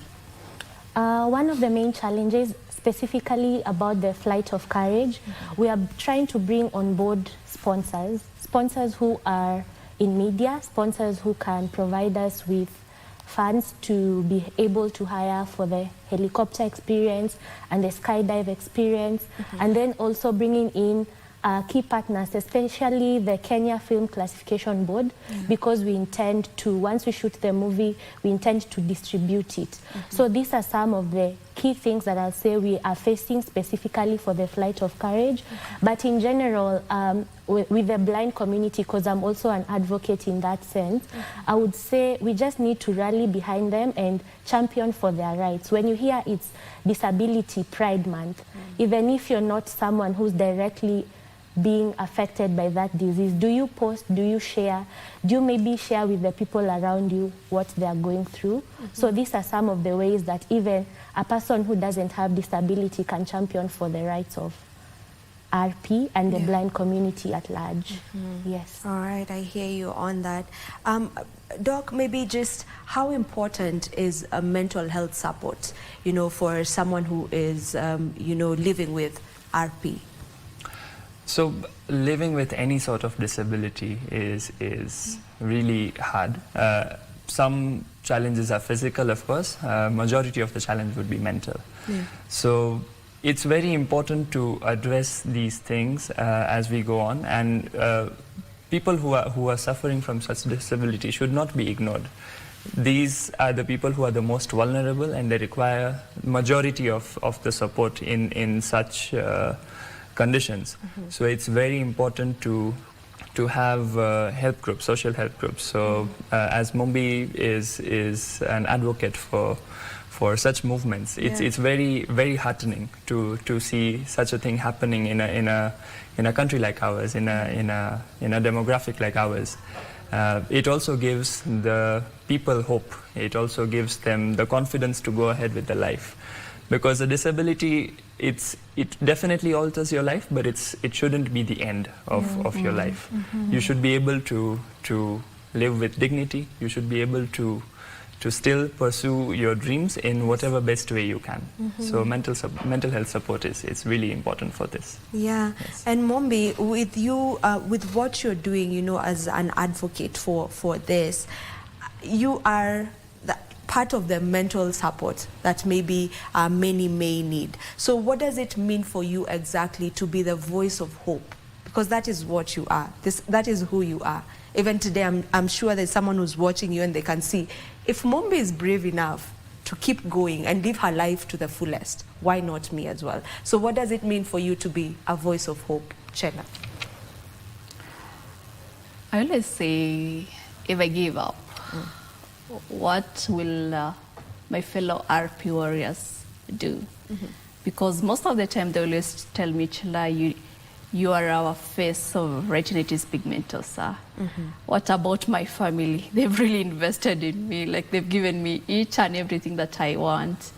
Like, what else can I do? I just need to show the world that I've chosen impossibility. And what the society feels like it's impossible, there are kids that have any type of disability. They can still thrive with disability and do great. And be a source of hope in the society, and give back to the society also. Yeah, because we have a lot to give. We have a lot. Yes. Yeah. Everyone has a lot to give. Yeah. You know, despite one's inability to do one thing or the other, we all have a lot to give, and we all have a purpose in life. So it's good that you are that for so many people. As we almost come to a conclusion, maybe Mombi, what does a more inclusive society look like altogether? It changes the perception and the stigmatization around persons with disability. And the changes start happening with how we are able to include them in the normal life. It should not be hectic for Chela to board public transport, and get priority boarding. So these are the ways in which as a society we can try and bring them on board. If, for example, maybe it's at night, do we have cab services that offer specifically rides for people with disabilities? So how do we include them in their normal life so that their normal life is not that hectic? If you're having an event that Chela can attend or another RP warrior, do you intend to create a space where it's easily accessible to them? As you've heard, Chela is very outgoing. She loves going to events. But how accessible are we making this event? It doesn't have to be a really big thing. I've loved the way with KBC we've come here. The place is very accessible. So in a way, directly, you're making her life comfortable. So these are some of the ways we can do as a community. Okay. There's a question that had come in, and this was for the doctor, and they're asking just how expensive is it to treat that or to care for that, to manage that? So treatment, I wouldn't know the exact cost that it would take, because the treatment is still under the research phases. What mostly happens in research phases is there's participants that are chosen at random. Some of them are given this treatment, some of them are not. But these type of programs, they mostly happen in the West, where they have funding that is required for the research. So the participants that are chosen there might not necessarily need to be subject to any payments. But again, in our setting, in the Kenyan setting, I'm not too sure if that would be available. But in managing it? So in managing it, it's basically what we need to do is become like, if someone who's undergoing this condition, they need to be aware of what is to come, and they need to be able to maneuver around on their own. So they need to get access to the support groups. They need to get access to people who who help the visually challenged. So in terms of how to go about their day-to-day life. Of course, it's going to bring a big change, and it's if you're someone who's a provider for your family, it comes at a great cost. But other than that, the best thing that you can do is take care of yourself and just seek out help from the support groups. Yeah. Yes. I believe their question was specifically on how expensive is it to manage it? Is it expensive to manage it? Yeah. To manage it, as I said, this condition is progressive and there's no such treatment as such. Okay. So what we can do is just keep our eye healthy otherwise, or our health just be healthy otherwise. So this would involve leading a healthy lifestyle, which means having proper nutrition, working out, of course, and there might be some supplements that you can take just to keep the other health, other related parameters of the eye healthy. That wouldn't be too expensive. It's just some multivitamins that you can take. But again, that's not a specific thing that's managing these conditions. That's just something that is allowing you to stay with this condition and be healthy other than excluding this condition, putting it aside. All right. Yes. I'll now take your final remarks each, beginning with you, Mombi. I would say disability is not inability, and specifically people in the blind community, this is a call out to you. When we eventually roll out the Flight of Courage, I urge you to come in large numbers and participate and be part of the movie screening, and we can't wait to have you. Also follow Chelha on her social media pages to get update on the unveiling of the project. Amazing. Chelha, your final remarks. I'd say nobody will come to save you. Courage give you wings. Dare to dream, dare to rise, and dare to take a flight. And also believe that anything is possible. And be ready to pay for your boldness. Yeah, very important. I love that. Doc? I would just like to say, like, your health is your own responsibility. The onus is on you, on how you perceive disability. Of course, it's a very difficult thing to go through, but as we can see, we have a live example over here. Chelha, she's living her life to the fullest. To the fullest. And that's the mindset that is required for people to get inculcated in. And it's our responsibility as in the medical profession, or you as in the media line, or anyone else who can do their bit in making people feel, people with disability feel dignified, feel like they have something to look forward to in life.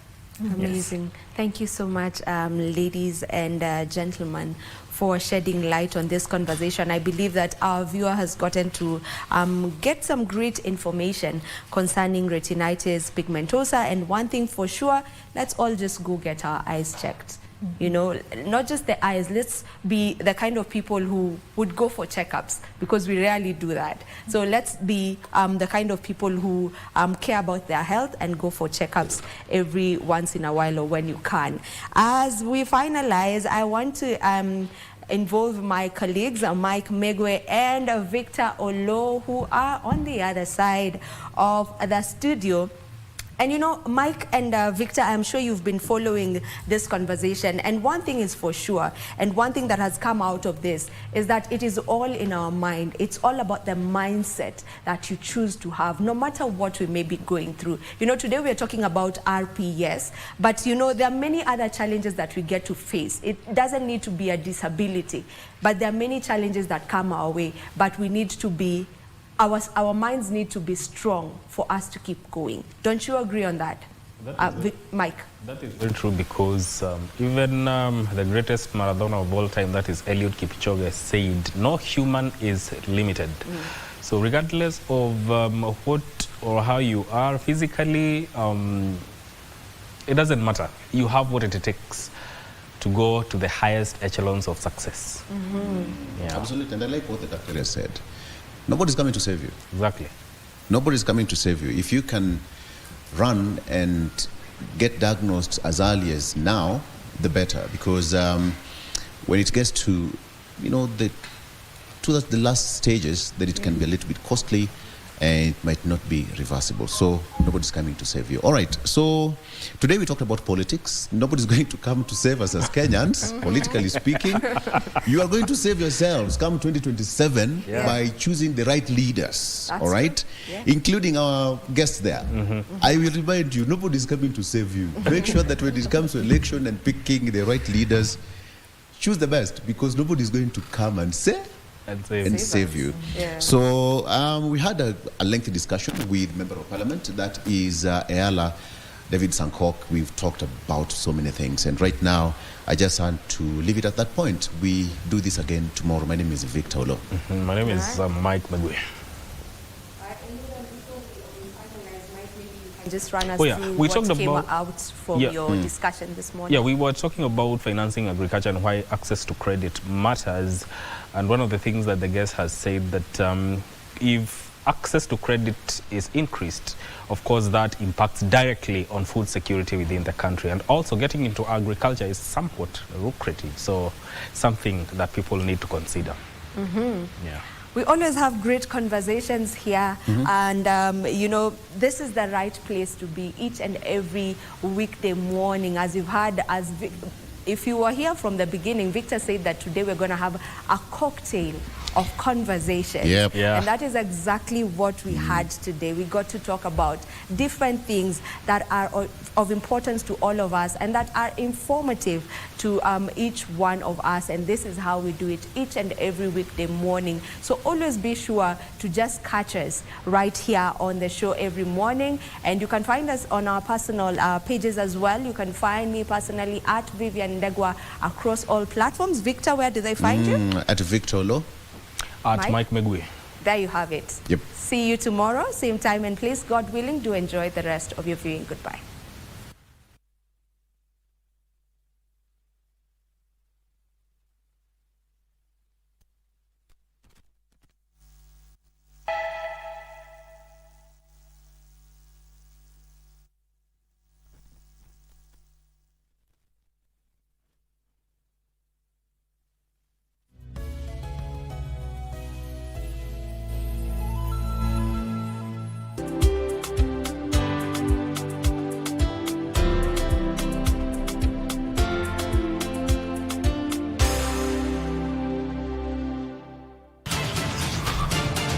Makeup, hairstyle, but there are no cameras focusing on bench players.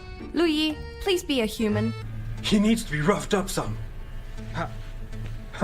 Then again, if Age weren't in a bad state of mind, we wouldn't have lost. Yes. So what then? They made it to the finals? That's not right. No.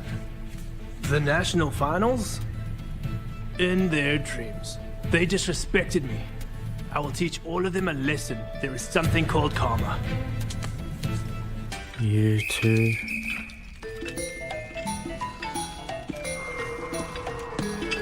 What's that smell? Dummy. Overly dramatic. Whoa. They say magic is a myth, but they haven't been looking in the right places. From the heartbeat of the city to the soul of our culture. Taste the magic in every bite. From authentic flavors to unforgettable experiences. Journey into the wild, where nature holds secrets older than time. Discover places you've never imagined. Hidden wonders waiting to be found. This is not just travel. This is not just culture. This is magical scenes. See Kenya. Feel the magic.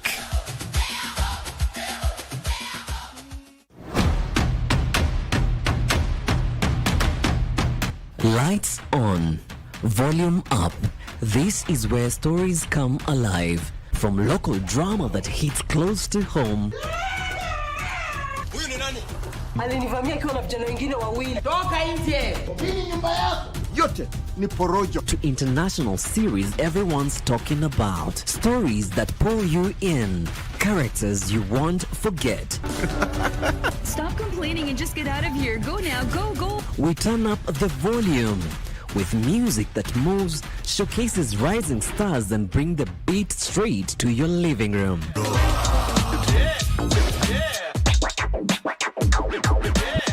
And when it's time to talk, we don't hold back. How is everything going? Real conversation.